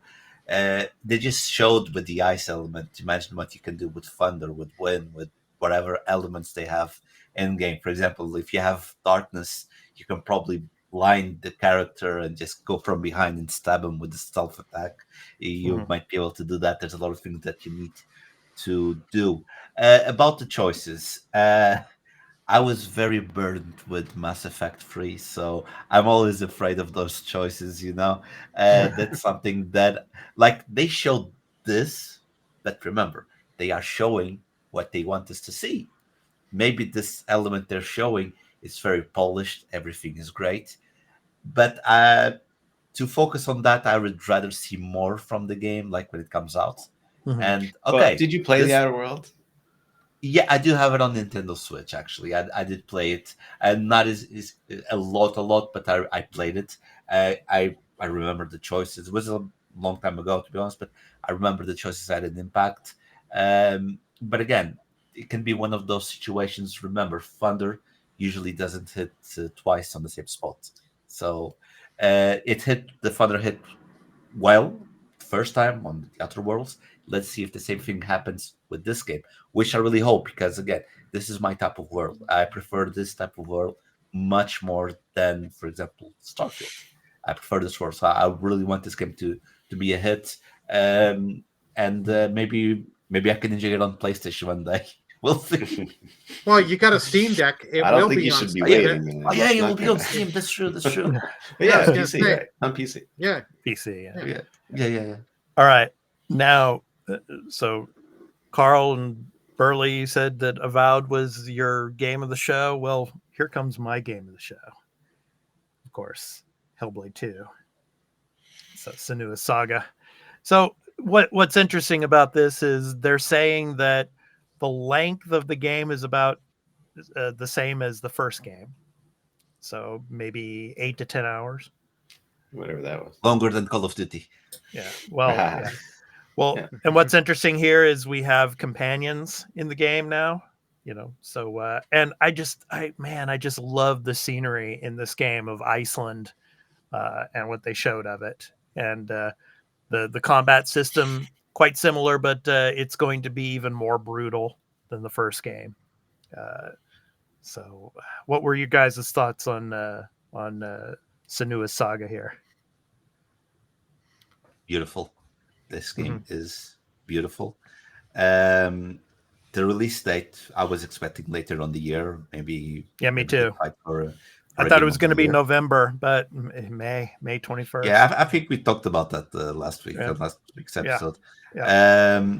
But great. But because May is not that far, so I was expecting more gameplay, because you're watching this, but I can't really tell if it's a sequence. This one's a sequence, but yes, look, we're talking about the fight. I wanted to see a little bit more of fighting, because I know it's a very good story, but the core element for the game will be the fighting. That's the fun of the game. Then you have the story, which is, I hope it will be very good. I was expecting more fighting gameplay than what we saw. Something like a segment. I know it was just 1 hour to fit everything, but I was hoping for a bigger, continuous segment of gameplay. Yeah, look at the scenery there. I mean, it looks like a movie. Beautiful. I mean, it's in Iceland, and so 10th century Iceland. So, Yeah, visuals are top notch in this game, right? Oh, This is yeah. this is gonna be a contender for like best visual of the year. Oh Or yes. Yeah. the video, anything. But from what I saw in this, it's it's a narrative experience, right? So the combat, I don't think, is going to be very deep. I know it's going to be better than. It seems like it'll be better than what the first game was. Like, they know people want a little bit more to the combat, right? But Yeah. I don't think you're going to be like, I have these combos, right? Or I'm going to have a skill tree that I'm going to build up that's going to let me like customize my play style. Like, I don't think any of that's in this game. I think they would have hinted at it or shown something if it was. So I think it's going to be very contextual, very visceral, combat, right? Where the combat is going to be like a narrative in the way it plays out. And like the first game, you should really play this game with headphones on. Yeah. Because of the audio and especially the psychological elements that Senua is going through in this game, and all of the voices that she's hearing as she did in the first game. So it's a must to play with headphones. Go ahead, Carl. So after seeing this, I feel like my question on combat has been answered. Like, it's an evolution of what came before, but it's not like a complete like overhaul reimagining. Like, it's it's going to be a better version of what we had, right? It's not wild. I don't think it's going to be wildly different. I just But the other questions, yeah. I was gonna say I just can't wait to see the part where they gotta fight those giants. Like in that That'll be interesting. Yeah. the trailer that we got last year. I mean, with the big giant. It's like, how do they stop that thing? Yeah, because there's nothing like that in the first game, right? Right. But I didn't get any puzzles, right? We've never seen any puzzles yet, No. so I'm curious what else they're going to do for puzzles beyond what was in the first game. Yeah. And traversal, like, again, I'm assuming, from watching this, like, there isn't going to be much more than what was in the first game of, like, just sort of walking around, a little bit of climbing up on things, but, like, I don't think there's going to be a lot to that. It's not really that kind of game, I guess. And that's fine. I wasn't super impressed with this, other than the fact that it looks incredible, and I'm sure it'll be an amazing game. It'll be a great, 8-hour experience, right? Yeah. It's not the kind of game that I would be like, I have to play it, or I'm going to play it a ton. I'm sure I'll play it and I'll love it. And I'm like, all right, cool. And then I move on. Yeah. Burley, your thoughts? Yeah, visually, this game looks top notch. Great. There, like, I can't say any more on visual that hasn't been said by everyone else here. Yeah. Combat, yeah, they showed a little bit extra, but it's like, okay, they're not showing me the puzzles, which, okay, are you trying to tell me the puzzles are gone? Or are you just trying to hide that because I've played very little of the first game, a couple of hours. Those puzzles I hated. Some of those puzzles get really, really stupid when finicky, where if you're not looking in the exact spot, pixel perfect, you're wasting 40 minutes on that. And I really, really hate that. So I'm hoping to show this, since they're showing us, hey, May, I was hoping for a little bit more to be shown of why should I play this game? Because I haven't been shown that the money shot, whatever you want to call it, where, okay, now this is why I want to get ready in May to download this day one, play this day one, stream this, and all that. I got nothing, but I'm hoping, since it's coming, they're confident in this May release date. They're going to be showing over the next 2 to 3 months, showing us stuff like the battling the giant things, showing her throwing the spear in the last trailer last year. That's great. And I do like the whole thing of, if you do put the headphones and the whole echo and the voices talking in her head and all that, stuff's good. But I just want to see a few more improvements. Like, I do like that they came out and said, yeah, this is like the length of the first game. So they know they don't have to drag the game out. You can go for that shorter runtime and have a more impactful experience. Yeah. I do wonder if we're really going to see more of this game before it comes out, because I don't think so. I don't think so. That's before the summer showcase, right? Yeah. So it's not going to be featured probably at any other type of event. So they'll probably cut like some trailers, a launch trailer kind of thing. Yeah. I certainly think a lot of that might be they just don't want to give anything away, because it's not that long of a game. So the sort of air of mystery to it, like, you don't know what you're going to experience when you play this game. Right. Yeah. Right. Yeah. Fubu, thoughts on? They said they want to do more of these directs, right? Like during the year. I remember we talked about this. More events. More events. They'll do, and more than one of these specific type of events. So, I'm considering maybe they can do a Nintendo approach, and like 1 month before the game comes out, they do a special event where they focus more in this game, and then they can talk about other games, much like Nintendo does with several games. I think because there's still a lot to see. This game's not going to make me buy an Xbox, but for people that already have and want to buy the game day one, like Early was saying, I think there's still a lot more they could show. Not only the beautiful scenery, because that's beautiful, but the puzzles, the fighting, maybe conversations, a little bit more dialogue, the voices, everything. I think it would be smart from Microsoft to do a special, like Yeah, in the end of April, like 1 month before, we do the launch trailer and more stuff. Talk a little bit more about the game with the actors, the process, those types of things. I just think maybe they don't want to show anymore because they want to surprise people. Because you've seen in the past, a lot of people are like, well, they showed too much of this game. So Yeah. it's so the element of surprise, I think, maybe is what they they want to do moving forward with this game. We shall see. I'm still a little skeptical on May, though. I think it could possibly get pushed again, but we shall see.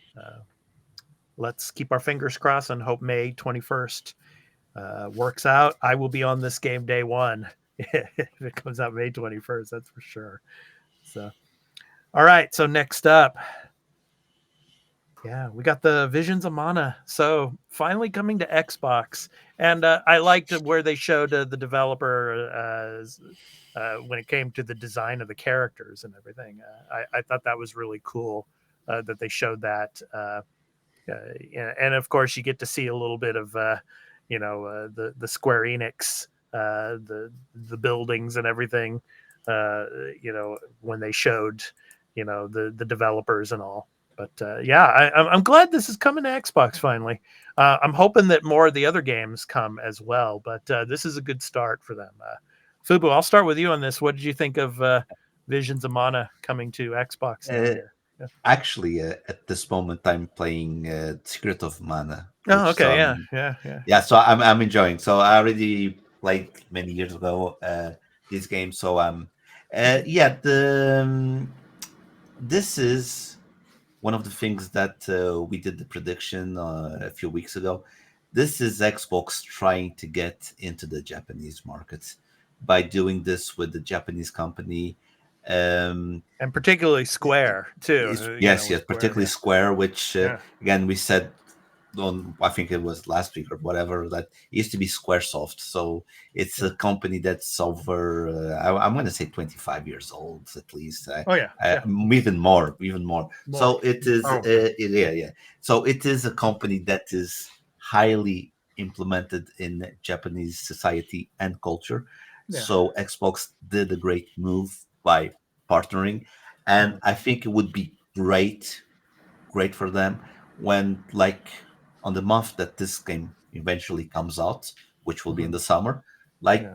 I'm not going to say the same month, but maybe 1 month before, they release all the Mana games on the Game Pass, like they did now with the on the PlayStation. Like this week that passed, they released the Secret of Mana and Tales of Mana. I think I'm blanking on the name of the other, and they could Trials of release Mana? that Trials.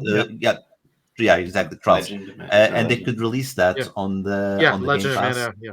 Yeah, Mhm. yeah. So Trials, I think it was a few months ago. I think it was Legend of Mana, and they could release that on the Game Pass 1 month before. So people like, oh, this game's coming out. Let me see it before, so they can start adapting to the world, because it is quite a unique world. It's very different from what I've seen in other, even Square Enix games. And for me, in my case, Secret of Mana, I'm enjoying a lot, and I feel like I would really enjoy this game because of its world, its story, and the fighting mechanic looks beautiful. I was gonna say, some of the characters very Pokemon-esque, Yeah. kind of similar to, and there was another big story this week about the game Pal's World. I think Yeah. earlier, and of course you're gonna be streaming that this coming week, and the player base in there is just huge at the moment. So it's And they're doing going very crazy. well. So, yeah. So. Yeah, Burley, your thoughts on Mana coming to Xbox here? Yeah, Yeah. it was an interesting little surprise, but it Mhm. makes sense. Mhm. Like, this kind of just felt weird and kind of shift the pacing a little on the direct. I wanted to say that Mhm. quickly Mhm. because of how long this went. But like, it was nice to see inside Square that and see this. But like, remember, Mana is not a big selling franchise, so they want to get it on all the consoles and all the platforms to get them this to sell. Whether or not they'll get all the old games on Game Pass, I don't know, because it kind of hinted more like, if you want more games in this franchise on Xbox, buy Visions of Mana and Xbox. I was kind of getting Yeah. that kind of vibes. I don't know if they'll release the old ones on Game Pass right I mean, away. Well, if they port them, I feel like that's an obvious thing to do a Game Pass release. yeah. Yeah, I guess the game. Go ahead, Burley. The game itself looks good. Yeah. But it's a lot. We've seen some new stuff, but we got some old footage in there too. It's just like, I've never been that big on the Mana series. This seems like, oh, this looks good. I will eventually pick this. This is not a day one kind of pickup for me. This is okay. This game's down to $20. Okay, yeah, I'll pick it up instead of spending 90. Pay 20 something. Yeah, and pick it up then. I was interested, when it came to as you were saying, Burley, about the pacing of this and, of the direct and all, I would have figured this would have came first. And then, like Avowed and Hellblade and Indy Jones at the end of the show, I thought, start with Mana, then start, as the big surprise or the surprise. Start with a surprise and then go into the stuff we knew. Exactly. And then go into Aura, History Untold, Sim, and we're going to be talking about that next, and then go into the big hitters, with Avowed and Hellblade and Indy Jones at the end, like they did. No, but no, what I think they wanted to do, because they wanted to do like it was hacking, it was sneaking in, because everything that it's showing, it's Microsoft. Yeah. Right. Square isn't Microsoft. It's an independent studio. So it's like they are sneaking in. I understood the idea. I really like what they were doing. We're starting the show, but wait, something's sneaking in here. Something, so there's a hack. Oh, it's Mana. Okay. We see, but it makes sense. Yeah, like I agree with Fuba. Like it makes sense later in the show somewhere. Like you're watching the show, it's just going along as planned, and like, what happened? Square Enix. It was cool. It's like Square Enix pops up like the words, and I'm like, oh no! I'm like, whoa, what are they gonna show? And then they show Visions of Mana, and I'm like, okay, I wasn't surprised by that because this was already announced for Xbox. Like when they announced this game, they announced all the platforms.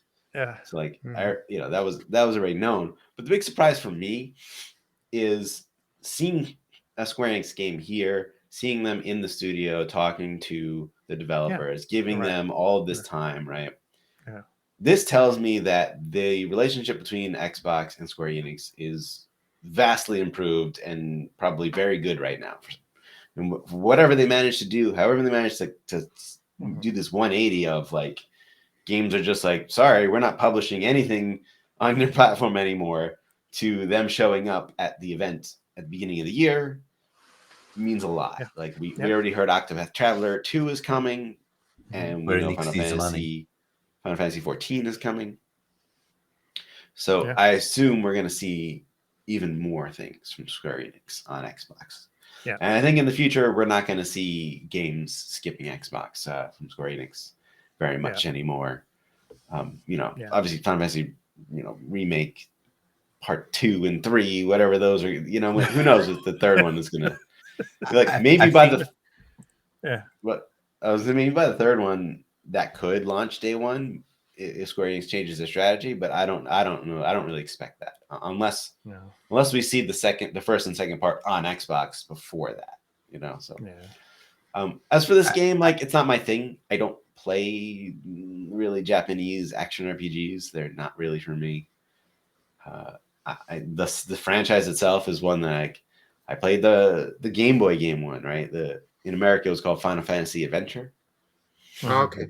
They renamed it, and that was very much like Zelda. Played a lot like the old Zelda games. Yeah. And then I played Secret of Mana on Super Nintendo, which was great. I loved it back in the day. Yeah. But again, that type of game is not something I really play anymore. So looks all right, but it's not for me. Yeah. All right.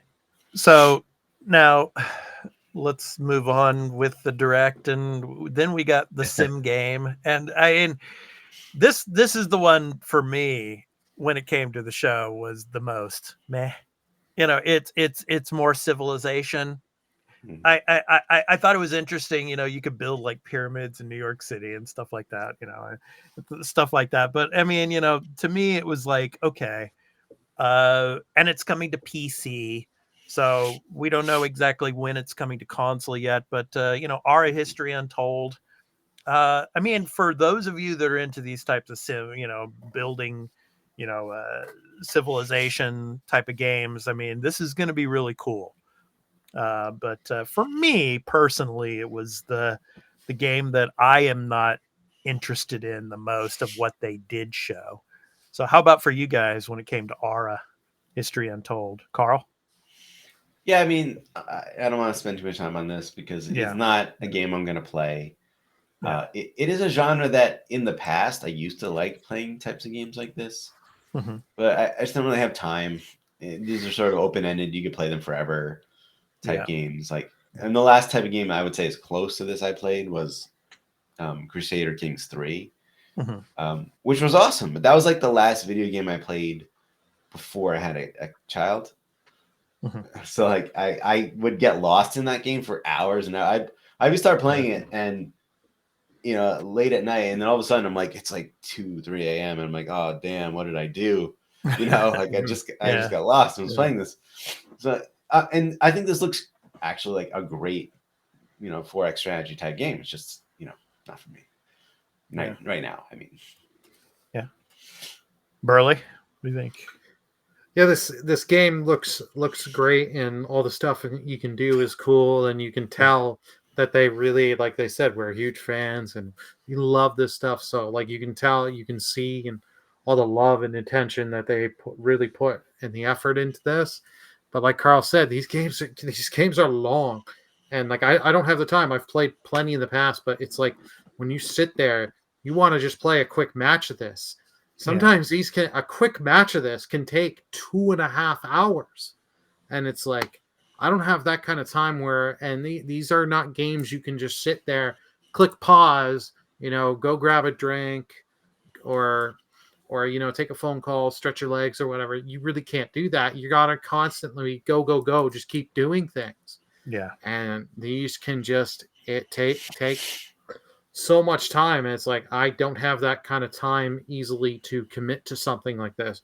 I will check it out and try it, but it's not something I'm gonna be like, hey, I'm buying this and I'm gonna put 100 hours into. Yeah. Fubu, how about you? I think this game is going to be faster than that, because one of the things they talked and thought it was really interesting is it isn't like turn-based where you pass your turn and you wait for your opponent to do everything. In this case, and that's something they specifically mentioned, like they don't want to have a lot of stoppage time, so everything is happening at the same time.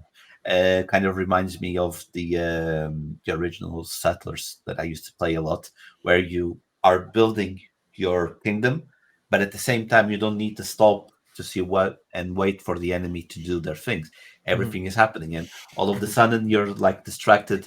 And this is what used to happen to me. You're distracted in this point of the kingdom, and all of a sudden on the other end they're attacking you. And that's what's going to happen with from again why I understood from this. So that's what's going to happen. It will make the games again. This is a long game. Don't let's not get it twisted. It is a long game, but it's not going to be as long as a Civilization, for example. It won't be as long. And I really hope they do what happened on the Civilization, because there was a bug on Civilization 6.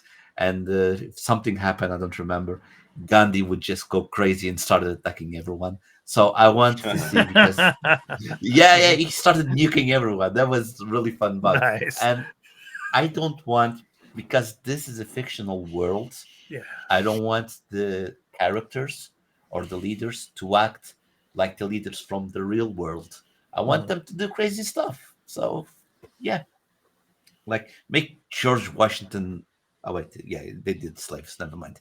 So, that is true, Fubu. Yes. The founders, they were slave owners. Yes. Yeah, exactly. So that's what I'm just saying. I want Okay, make George Washington no slaves, like everything, no slaves. Like, make the leaders work differently than they would do in the real world, because where they are, it's a procedural So generated world. what you're It's not saying, the real world. Fubu, is make George Washington a civil rights leader. So, There you go. yes. Yes. There you go. Yeah. All right. Yeah.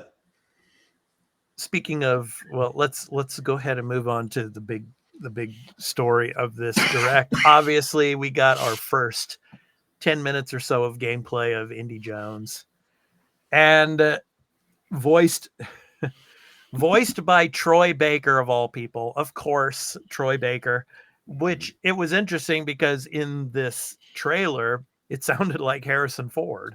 So, I mean, it's like, what are they doing? They're using Troy Baker's voice, but then they're using AI to make it sound like Harrison Ford's voice. Who knows? No. I'm just He's kidding. just a really good voice actor. He's an impression. Oh, of course. Well, that's why they have him. Yeah, he's amazing. But yeah. So, I mean, Machine Games, the makers of Wolfenstein, and obviously, when you're gonna have a game with Nazis in it, it's got to be Machine Games, right? I mean, so first person, it's like, why is it not all in third person? I'm kind of glad this is first person, because that's what Machine Games is good at, making first person shooters. And the whip action in this is really cool. I like this kind of the reporter that he's with in this game, and I like that it's set in between Raiders of the Lost Ark and Last Crusade. So there's a lot of storytelling here, a lot of parts of Indy's life that we can go through here, and you can see kind of more like a Tomb Raider-esque when it comes to puzzles. And Marcus Brody, we got to have Marcus Brody in here. It's so cool. Your guys' thoughts on seeing the first of the Indy Jones game? Carl? Ooh, I guess go first. All right. So yeah, I have been like just hounding away saying this should be third person, right? I've said it so many times everywhere, all over the place, that this will suck if it's not. Well, portions are third person, but right. Yeah, I mean, yeah. No, right. Then I watched this trailer and I was like, all right, you got me. It looks great. I just think it looks awesome. I love it. I think that the whip stuff looks really fun. I think the idea of like solving puzzles and things in first person actually might be even better, because maybe there's more granular like detail you can do with that than you would in third person. But they also still have some third person, right? So I think that's a good compromise, that you get to see him do certain types of things in third person. And of course, all the cutscenes are in third person, which is awesome. You got to do that. Like I despise like the first person cutscene stuff. I want to stop it here, because right there, that's a Zero fighter. So there's going to be not only Nazis in this game, but there's going to be Japanese imperialists in this game. I can't wait to play this. So who knows? This game may be banned in Japan. Might not get to play this in Japan because of the war elements of it. Who knows? I doubt it. I'm sure that you'll be able to play this. But the Zero fighter there. So yeah, I mean. He's gonna be dealing with the Imperial Japanese military probably as well in this game. So go ahead, Carl. I'm sorry. What was I gonna say? I also love that it's Harrison Ford's likeness, right? At first I was like, wait, how are they gonna do this? And then I heard the voice and I'm like, okay, the voice sounds really good. And then we find out it's Troy Baker, and I'm like, okay. I'm like, this is great. Maybe you should have done this for the movie too, when you made him younger, instead of having a really old man voice and a young body. Like, that was awful. So, the game's doing better than the movie, I'd say. Yes, I think this will be a real hit. I think it'll be a lot of fun. And Machine Games, I trust them because I played the Wolfenstein games, the two of them. The new you Order. Played the new Colossus. The new Colossus recently. Yeah, I played both of those. Yeah, and those are excellent games. Yeah, I didn't expect to like them at all, but like I was sort of pushed via Discord chat to give it a shot, and it was on Game Pass. I'm like, whatever. What's the harm in it? And then I played through both of them, and I love them. The storytelling is incredible, and again, those games also do the same thing where all the cutscenes are third person. So like BJ Blazkowicz in that game feels like a real character more so than most other first person shooters that I guys. talk about. Okay, guys, are we gonna get BJ Blazkowicz as a kind of a character in this game, just to be thrown in by Machine Games? Can you That would be just a fun, imagine? a fun Easter egg, like Yeah, a cheat, like a thing you can unlock. Play as BJ Blazkowicz. Yeah. That would be awesome. Yeah. Oh, he'll be a Nazi enforcer. Secretly. No, he's also a Nazi killer. Yeah, exactly. Yeah. So, yeah. Burley, your thoughts on Indy Jones? No, this looks really good. Like, it did surprise me. Okay, they're going to get Harrison Ford's likeness, and they're making him try and do as close to the voice. And I agree, it sounds much better than what Harrison Ford sounded in that movie that we will not talk about. Yeah, no, like the gameplay looks awesome with all the different stuff you can do, and like they're telling you, hey, you can choose your options when you get into these section. Do you want to stealthily? Do you just want to go and whip and gun? You choose, which is nice, and the whip gameplay looks really good. So hats off on that. It's just I can't wait to, like, I have not played the Wolfenstein games. I've meant to try them, but I haven't had time. Yeah, right there. That's Machine Games. Yeah. So. Yeah. I mean, this right here, the jumping from plane to plane, like that's straight out of something in Wolfenstein. Like the beginning of that game is like this incredible sequence where you're in this plane that's gets damaged and it's gonna crash, and you have to get into another plane and it's still flying. Pretty incredible sequence to start. Yeah. What do you guys think of the locations? I mean, in this trailer, you get some glimpses of course, you get Italy, and it looks like, remember in Last Crusade where they find the shield, the Crusader, and then of course the Zeppelin, so that's kind of more Last Crusade type of elements to it. But I mean, we're going to be in Italy, we're going to be in Egypt. We're going to be in probably Siberia area, somewhere in there. So many different locations. How do you guys feel about that? I think it's going to be like, again, like the Wolfenstein games. Like it's going to be probably mostly linear, right? You go from sort of location to location. But in Wolfenstein 2, they did add a little bit of element of choice and like to go back to areas or do extra things. So who knows if we'll have something like that. But I think it works for this type of game. And indie stories are supposed to be like, a fun, interesting mystery adventure, right? So, yeah, and many booby traps too. Yeah, I can't it's not supposed to be like an open world, like build up your character or whatever. None of that. It's not really that type of thing. It doesn't make sense for indie. I wonder, he's gonna learn like all these different skills and get all these different gadgets. Like that's not character, right? Yeah. But I wonder, like, I need an upgrade for my whip. Yeah, right. Like, it doesn't make any sense. Longer whip. 1 more meter of whip. Electrified whip. I wonder if, like, with the booby traps and all, if they'll do like they do in the Tomb Raider games, the recent trilogy of Tomb Raider games, where you see the death scenes. I hope so, because the first indie movie had that stuff. Like, it was more graphic. Yeah. So, Fubu, your thoughts on Indie Jones? First of all, I have to say I predicted this perfectly last week when we were talking about this, where I said that they might use the likeness. I said that last week. So I was as soon as I saw that, like, yes, I wasn't expecting the voice. Because why did I say this at the time? Before, I don't know if it was a Telltale game, but before the Telltale Walking Dead blew up and everyone was playing that type of game, there was the same type of game before with Back to the Future. I don't know if you remember that game. It was an early PlayStation. Yeah.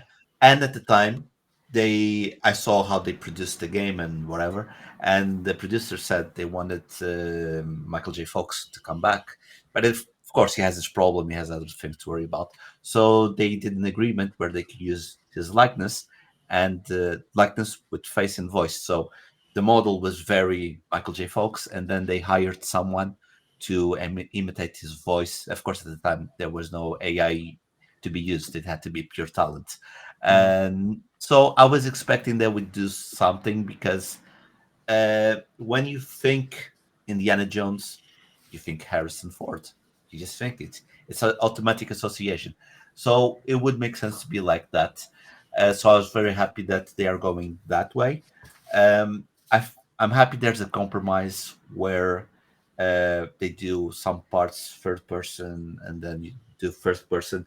And like you guys were talking about the Tomb Raider when the booby trap fails and you see Lara Croft die, I think they should do the same because since they paid for the money, they need to use the money in other things. They need to use his appearance in the way he dies. That's going to be great for people that hate Harrison Ford, I guess. That's you can probably see do a photo mode. I hope they do a photo mode where you can have like his presence in third person. You can take some pictures because again, I don't know what trend this is, but I'm loving because you've seen with Hellblade and now you see with this. The sceneries are so beautiful. I'm really enjoying it. And yeah, the fighting gameplay was good. The way that you can mix the whip with the gunplay. Yeah, it looks really good. Looks very interesting. They do keep the trend of having weird names like the Great Circle, the Dial of Destiny. Like they don't get a good subtitle. I think the first and the second one had the best subtitle names. The rest wasn't. Crystal Skull wasn't that good of a name, and I think they could have gone with a different name instead of Great Circle. I think it's just a not an appealing name. Okay, so final question about this. And obviously, there was no talk about whether this is going to be exclusive for Xbox. If it will stay exclusive to Xbox. So, what are your predictions on this? Will it be only Xbox only, and it will not ever come to other platforms, or do you think this will be like a timed exclusive, and then it will eventually come to PlayStation and to Switch or whatever, or the Switch 2, Switch Pro, whatever you want to call it?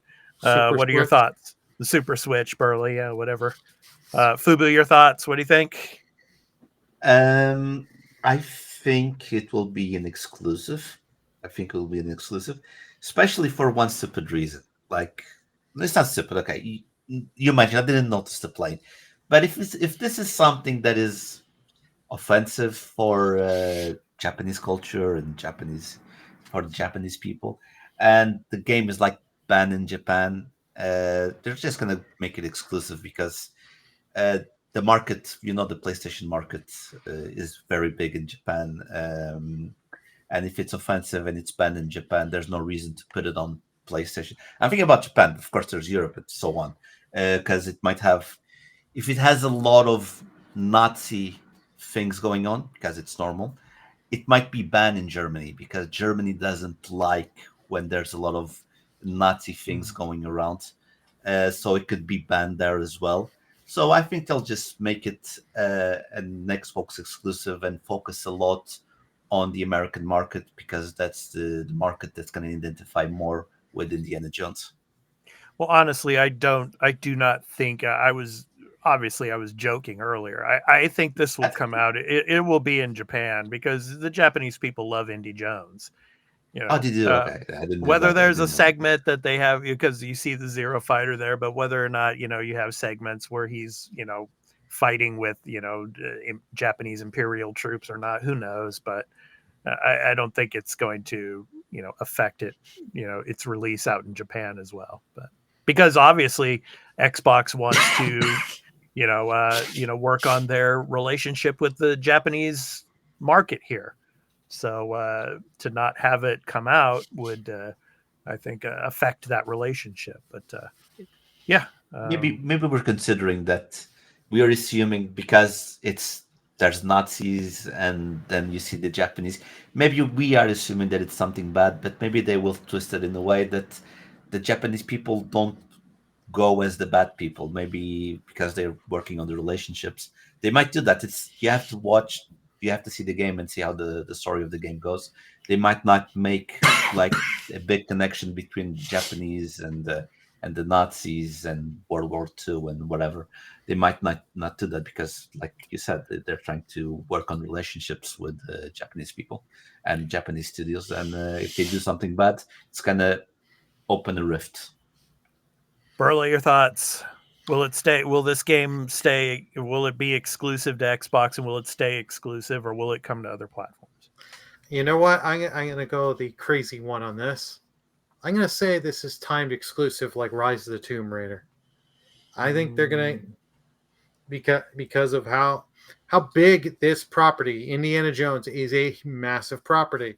Lucasfilm and all. Yeah. Yeah, if it does well, like reviews well on that, even though Microsoft wants, exclusivity and all that, but you can make a ton of money putting this out on competition. And some of the Wolfenstein games and stuff have come to the competition in the past. So I could see it be timed exclusive, but I wouldn't be surprised if it is only Xbox. I'm just throwing that out there.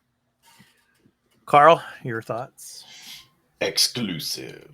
Xbox exclusive. Yeah. I know there's been all this talk, a whole lot of rumors about this game and that game going to other platforms, Switch or PlayStation, but I mean, there's no actual basis for any of that yet.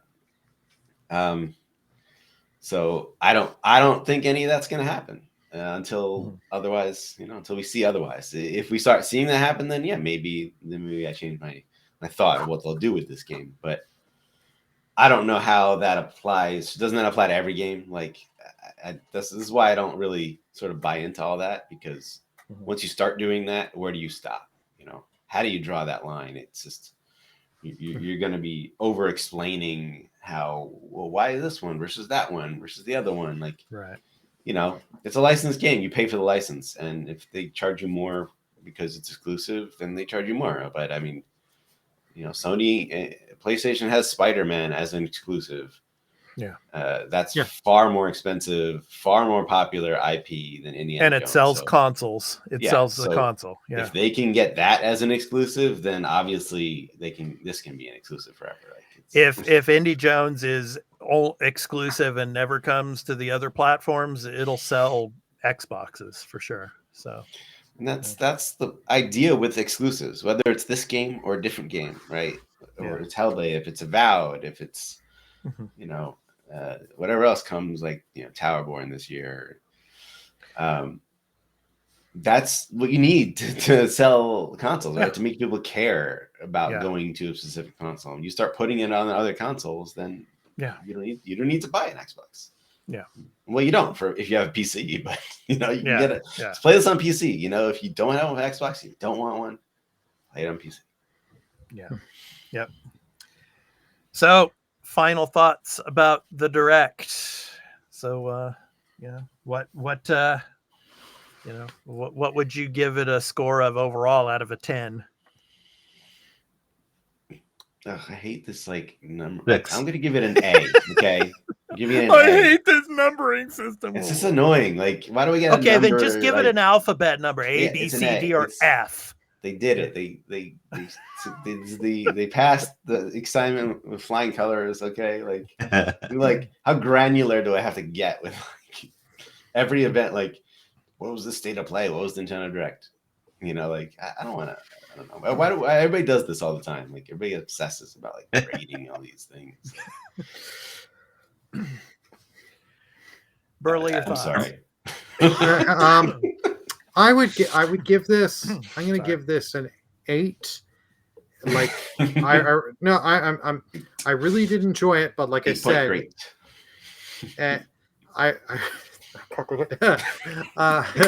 Hellblade 2, a little bit of Hellblade 2 bogged it down with me not getting as much as I would like to see and showing me why to be interested in this game, and as well as the whole Visions of Mana hijacking, and just that went a little too long and was okay, took the good momentum that you had with Avowed going to Hellblade, and then we were hoping to go into the next game. It just kind of hijacked the rhythm. Let's see. Fuba, Yeah, Yeah. 6. 6. 6. Okay. I'm gonna go with the 6. I wanted more from Hellblade. Indiana Jones. Again, yeah, it looks good. Like I said, there's that balance between first person and third person, so I'll accept that. I did like the fact of they're using the likeness of Harrison Ford. I did like the Square Enix, but again, that mana game looks really good for me. I really enjoyed it. The Ara game, like, yeah, it's another game. You know, it's already talked about that, so it wasn't that interesting for me. And Evolved, again, I'm reticent about some stuff in Evolved. Again, the fighting looks good. The problem with the dialogues and the conversation and so on, I need to see more from that. Again, maybe that little part is good, is polished. We don't know Yeah. about the rest. Yeah. So that's why I give it 6. And there were no PlayStation games. That was so bad, man. Man, I knew you were going to say that. Yeah, give the next state of play a 6 off the bat for no Xbox games, I guess, and then it can only go down from there. You know, Yeah. they show me Imagine- fair games in Concord again. I mean, now it's a 4. Yeah. Imagine, but if they have Indiana Jones on the next PlayStation showcase, you have to give it more points. Then it's a 10 right now. I'm kidding. Okay. But I'm just sad because Xbox is Yeah. dead. No. Well, let me This is finish gonna be this up Xbox game. because I know Carl doesn't like the number system and all that stuff and why they do all this stuff all the time. But I'll give the show a 9. And like I said at the beginning of this discussion, because they're focusing on the developers and letting the developers speak, because they are the true heroes in all of this and the games that they're making. And I really love that they're giving them the spotlight to talk about their games, talk about the game worlds, the game mechanics, and all. Yeah, I mean the pacing. Yeah, games like Aura. I'm like, some of these games I'm really not interested in, but I mean, there's a lot of people out there that are interested in those games, and just to get to see some stuff like Indy Jones. We never got to see any of that yet, so I was excited to see that. So, yeah, good stuff. Developer Direct, and we're going to get more this year. I don't know, probably sometime in the spring. I would think we'd get another one, depending on what other games are they're going to showcase. I mean, what games do you think they would showcase next in their next Developer Direct? What do you guys think would be Towerborn? Because we were Towerborn. supposed to get that around this time, but we know it got delayed. So I imagine Towerborn would be something we'd come and hear something about that. I mean, talking like this type of event or whatever, summer showcase. No, this type of event, another Direct. I mean, what other games next would they focus on? Well, I think there won't be another one until next year. I think they're going to keep doing this every January. Oh, wow. So I think it's going to be whatever the 2025 games are, which we're not going to know until summer showcase. I see. Yeah. But, it could be State of Decay 3, right? If that's going to be 2025, right? It could be Fable. It could be South of Gear Midnight. 6. Gear 6. Yeah, these are all options that could be this type of event. And I guess now, since Square Enix was there, it could be really anything at this point. Final Fantasy Rebirth coming to Xbox. Yeah. Well, no, I don't. No, I don't think that the No. main numbered Final Fantasies will at least debut on Xbox. I think like the Crisis Core, the Strangers of Paradise, those side projects from Final Fantasy IP, I think they might be a first day release together, not exclusive. but the first day one release, but the numbered ones like Final Fantasy VII Rebirth, no. Once Final Fantasy 17 comes out, again, it's going to be a long time. The world's going to be completely different by then. But if it stands like this, I don't think it's going to come out on day one. It's going to be a temporary exclusive on the PlayStation, and then Sony will keep paying Square Enix to keep the game to delay. That's the thing. That's the thing. Yeah. Pay that money to keep it off. Pay that money to keep it off. I mean, That's, it is hard to predict. That's their strategy. Yeah, it's very far away. But I think based on the changes at Square Enix and how things have been going, new management there, I think if it was the decision they made today, Final Fantasy 17 is launching day one on PlayStation, Xbox, and PC, and possibly even Switch too, if that's something they can do. Like, I think they at this point are like, this is wrong. We shouldn't be doing this. It's not working.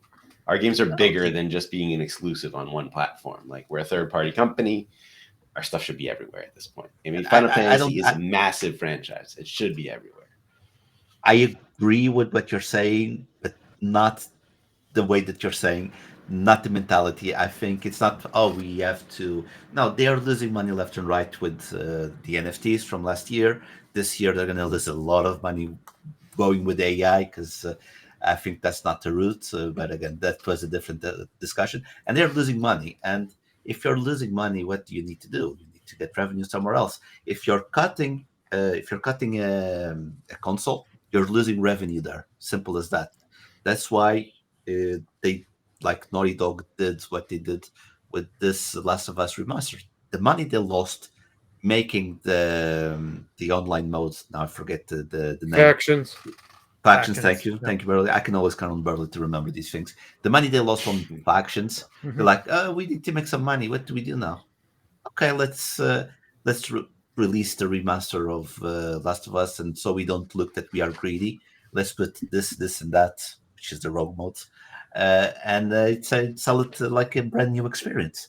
And Square Enix losing money because I remember saying this many years ago to my best friend, because they released the Final Fantasy VII tech demo on the PlayStation 3 many years ago, and I was like, I want them to do a remake. I've been begging for a Final Fantasy VII remake, not the way that they're doing now, but the way they're doing now is actually good as well. I'm enjoying, but I wanted a Final Fantasy VII remake with the best graphics possible at the time. And I remember saying to a friend of mine, I hope Square sings, because that's the only way they're going to make a Final Fantasy remake, because they know the money is there.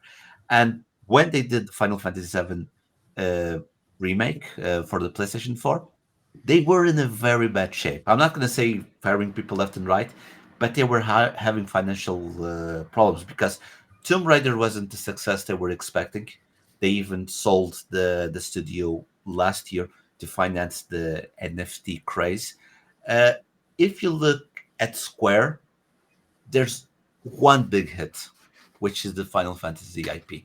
You don't have any big hits with Square, like huge hits. You know, you have Capcom. You have Dragon Quest is still putting money in their pockets. Okay, but okay, too. But if you go with Capcom, you have Resident Evil, for example. You have Resident Evil. You have the the fighting game. Street Fighter. Marvel. Street Fighter. You can count in more than Monster Hunter. Yes, but I was thinking about Monster Hunter. So what's happening with Square Enix at this moment is the money that they're losing. Final Fantasy might not recoup what the money that they're making, or maybe not losing money, but they're not making the money they want, because companies have their goals, and maybe we made 100 years. Let's say we made 100 years, but the goal was 200 years, so it's not a success. We could have made those extra 100 euros if we sold games on the Xbox. So it's going to be a business decision. It definitely will end up going to Xbox, but the success of the games they have will tend, if that decision will be made earlier or later. But the main goal of the company, it's not entertain us, it's to make money out of us. Okay. That was my rant. Done. I'm done. I won't rant anymore. Yeah. Yeah. And, big games like that have big marketing campaigns. And Yeah.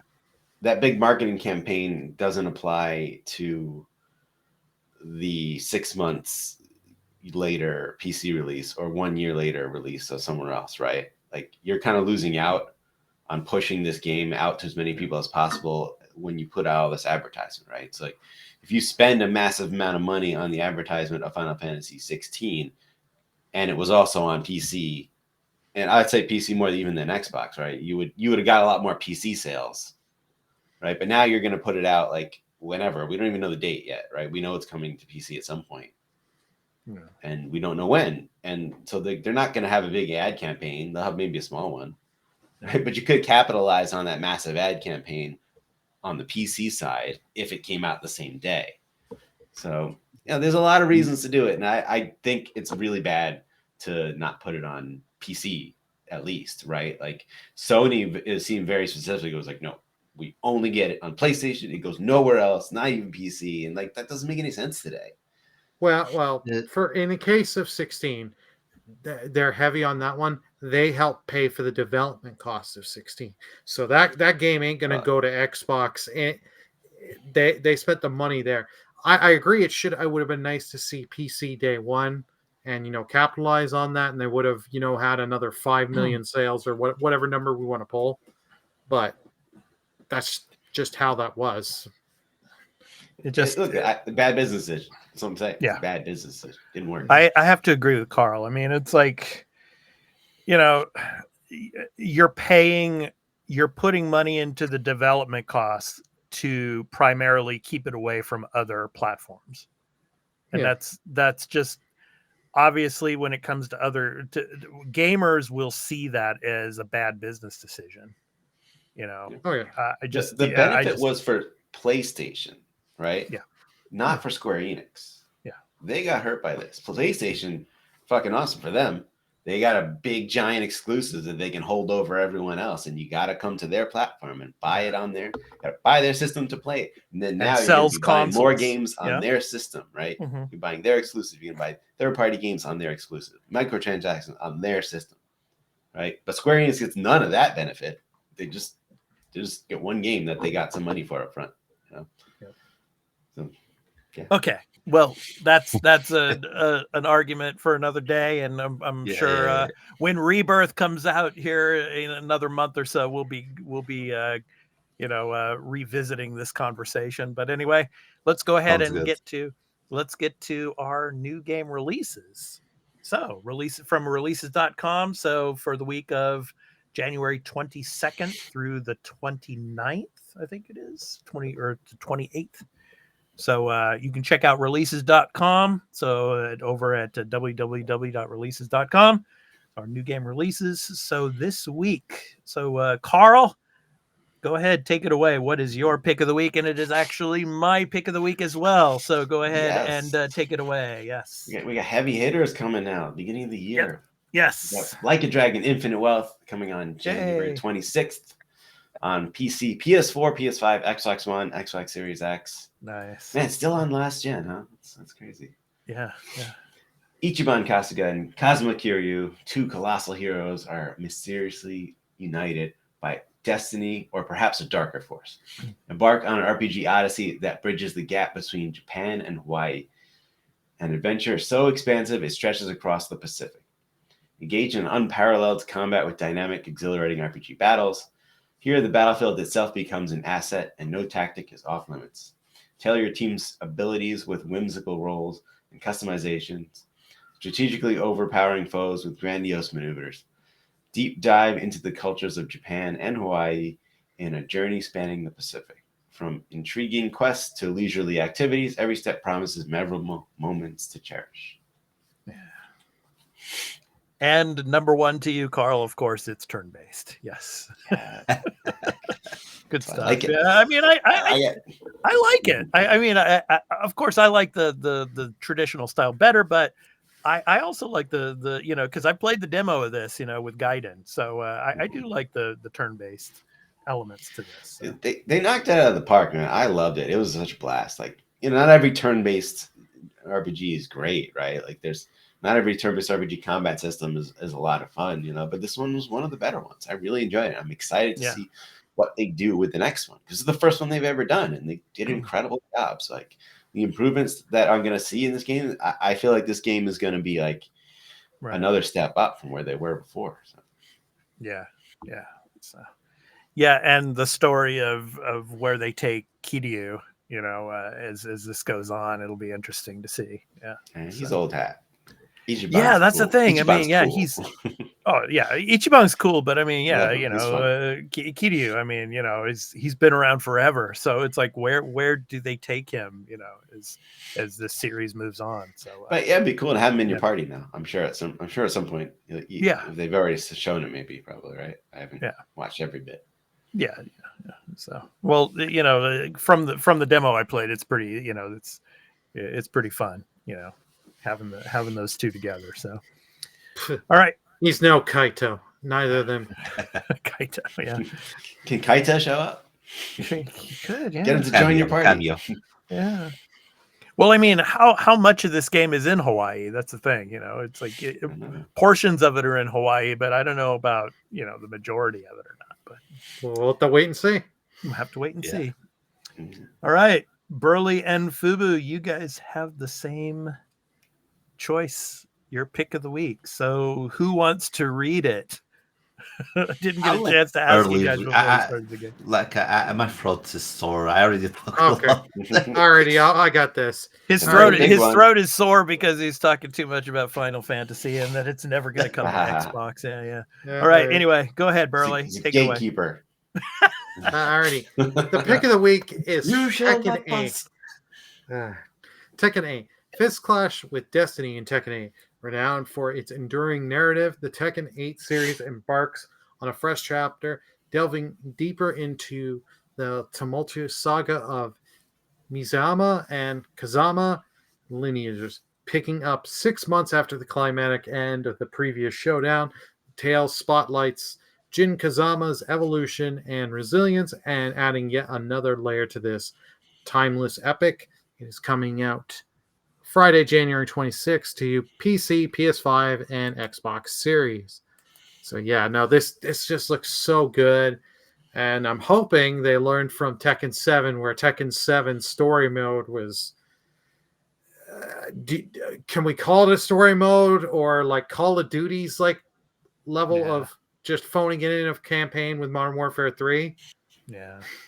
I mean, Street Fighter 5 had a terrible story mode. It didn't even launch with it. You remember that? Yeah, that's right. That was funny. I don't know. Fighting games though, like I think it's nice to have a narrative, right? But they're often never that good. No, I'm not expecting good, but like give me the cheesy, funny moments, but just a way to practice the game before I go online and get my ass handed to me. You gotta have it's like watching the endings for all the characters. Like, that's what Tekken does. They can allow it. When Plus, it comes the to narrative, dummy, you need that dummy character. You gotta see his ending. When it comes to narrative, it's like Kung Fu theater and listening to the English dubbing. Yeah. Tekken has a lot of really cool characters, but I've always been terrible at this game. Yeah. Fubu, your thoughts, because this is also your pick of the week. Yeah, like I'm not a big fighting fan, like I already mentioned many times, but this hits close to my heart because I used to play Tekken 1, 2, especially 3. They already announced DLC character. The first one is going to be Eddie Gordo, if I'm not mistaken on the name, which is the capoeira character from Tekken 4, where you can use the most unique fighting style in this game, which is capoeira. It's very unpredictable. It used to be a very broken character back in the day, but I chose Tekken because I have fond memories, and it's really good to see this game going strong and the characters going strong and adapting to the new world that games evolve to. Because for me, there's nothing sadder than a beloved IP dying, not showing up, and fighting games usually are very hard to keep up. So I'm very happy that games like Tekken and Street Fighter are evolving and adapting. So yeah, I'm gonna see this game. I'm not gonna buy the game. I'll be honest. I'm not gonna buy the game, but I'd rather buy Grand Blue. So my pick of the week for next week. So You can but have it. yeah, thank you. But yeah, but I like Tekken 8. It looks graphics look beautiful, and I did enjoy I didn't knew this. They were fighting and they broke the scenery, and the arena got even bigger. So that was a nice touch. Really liked it. Yeah. Shades of Dead or Alive. Remember that? Yeah. Yeah. All right. Adapting things from good games. So you can check out our picks of the week for the week of January 22nd through the 28th over at releases.com. So for all you audio listeners, www.releases.com. So go and check it out. You can see all the new game releases for this week through the rest of January and beyond. So check it out. All right, next up is our Game Pass segment. So Carl, you're back with us for the first episode of 2024, and Game Pass got its second wave for January confirmed. So what do we have coming to Game Pass for Wave 2 of January? Game Pass. No Activision games yet. Sorry. Yeah, I think that's coming.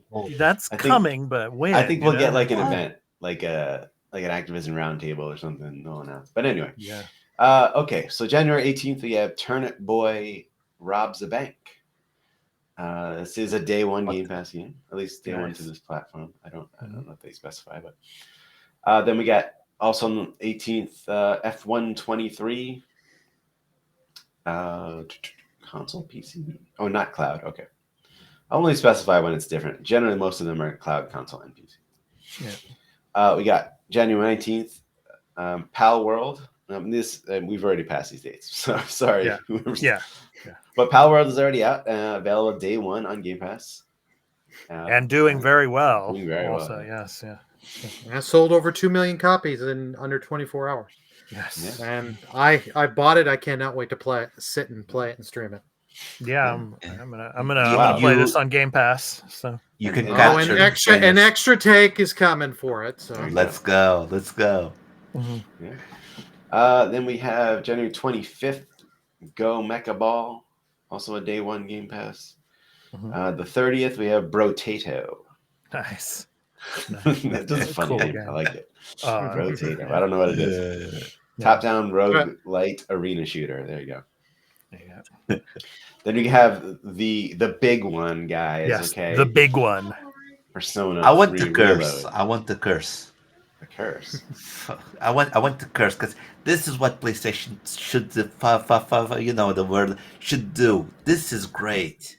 Pal Yeah. World and Persona. I know. Oh, dude, that's so good. That's so good. I'm so disappointed. No, Jesus, man, please. Yeah. go. Yeah, it's massive. Yeah, I mean February Yeah. 2nd, cloud, console, PC, day one game. For Game Pass, and I am so excited for this game. I will be playing it day one. Yeah. I am not getting Infinite Wealth because of this, because it's too close. I won't have enough time to finish Infinite Wealth. So I'm playing this first. Me too. I'm playing Persona 3 Reload day one. Yes, Yeah, that's I can't cannot wait. wait for it. Can't wait. Yeah. And I'm gonna say Anushard. Anushard. Yeah. Yeah, Mhm. February 6th. Whatever that was. Okay. And what are the games leaving Game Leaving? Pass, Carl? Yeah. You got Hitman, World of Assassination, and F1 2021. Okay. But you got 2023, so no loss there, right? Yeah. Yeah. It's funny how they do that all the time. But Yeah. I guess it makes sense. All right. Okay, so those are our Game Pass second wave of January games that are confirmed. So yeah, it's good stuff. All righty. All right. So next up is our programming notes, and I made a recent video on the Ubisoft story that we talked about during the episode here. So get comfortable with not owning games. So please go and check that out. Of course, I have my physical copy of the Ezio collection there in my hands. I love that game. So good. Yeah.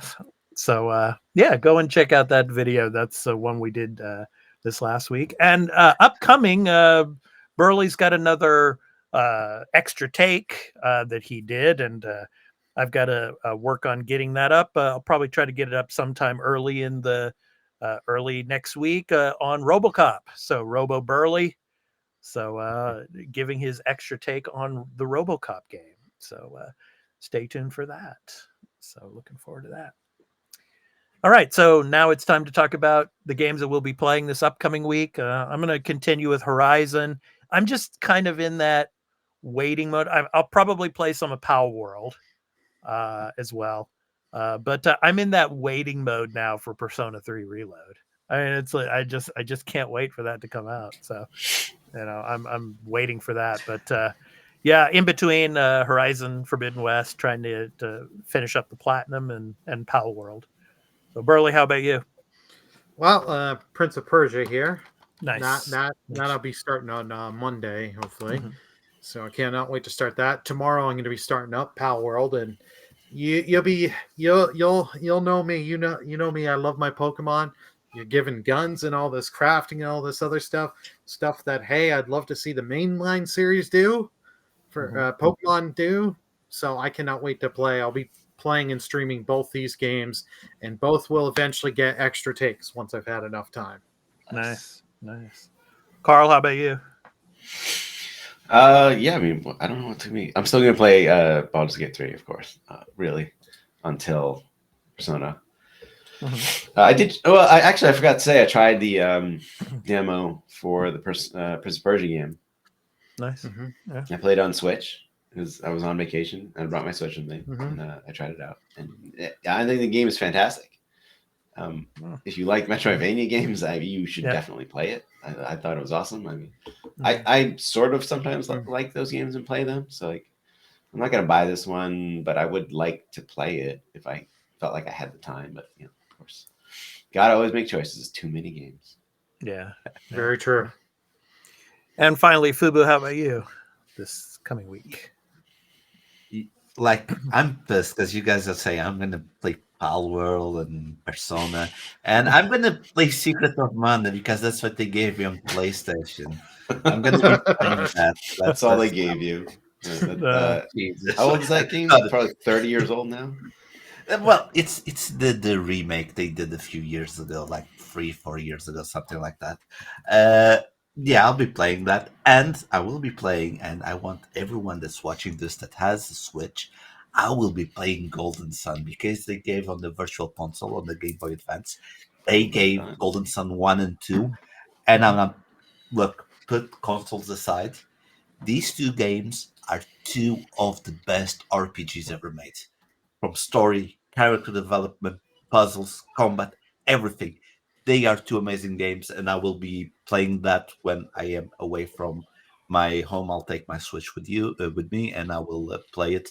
And you guys should do the same because they are two amazing games. But yes, but I will focus on Secret of Mana because I'm trying to plot that game. Cool. Yeah, I should play Golden Sun. I don't know why I never did. Maybe it was just a weird time. Yeah, because I mean, like, it's made by the studio that made Shining Force, which is one of my personal favorite franchises. So good old Camelot Studios. Yeah. Well, I grew up on those games. I've played them a million times. I still own my cartridges. I streamed both them. They're like Fubu said, they're two great RPGs, and I love the fact they kept this with the Switch. Is you can do the whole trading and the whole battling each other, but also. Yeah. From when you finish one and you start two up, you have the option of doing passwords or doing this transfer thing. So that way you transfer the data so you can keep your characters and their gear as well as the Jin that they have and stuff. Oh, it's so good. That was very advanced choices from the in the game that like carry over or no? There's not really choices, but it's just special, like their gems and stuff because the whole magic system synergy that you'll get that you might not have got of some of them. And basically, to fight the super boss on the second game, you need the Jin, which is like the summons from the first game, all of them, and all of them from the second game. And of course, if you play the second game with the gins from the first game, you start already like really powerful. You start really powerful, and yeah, it's really a great game. It was a shame that the third one didn't pan out as much. All right. So, want to thank all of you viewers here on YouTube, and I just want to let all of you know that this will be the edited version will be going up to our playlist here on the Arena Productions, and want to of course thank you all for your support, as well as if you have any comments, please leave your comments for us about any of the topics that we discussed in this episode. And if you liked this episode, please be sure to hit that like, subscribe, and the notification bell for when we drop a new episode of the Arena Gaming News Podcast or any other of our content here on the Arena Productions. I want to thank you so much. And of course, we also have a Patreon, patreon.com/The Arena Productions. And you can go check that out for exclusive and ad-free content that we do over there. So thank you so much. And for all of you that joined in this episode, as we, of course, recorded live, I want to thank you so much. And we will be back again next week with another episode. So to end our episode, we do our indie recording artist spotlight. So this week's spotlight is on Roman P. So experienced composer and producer Roman P creates epic cinematic pieces perfect for grand themes and powerful moments on film. From his album titled Moments, and the song is called New Life. So this has been The Arena, a multi-platform gaming news podcast, episode 160. So I've been your host, Expat, along with my co-hosts, Burley of Burlerman Gaming, Turn-Based Carl, and Fubo87. We hope to catch you in the next one. So next week from 2 p.m. Pacific Standard Time, 5 p.m. Eastern Standard Time on Saturday. So take care, everyone. Enjoy the outro and have a great week of gaming. Peace.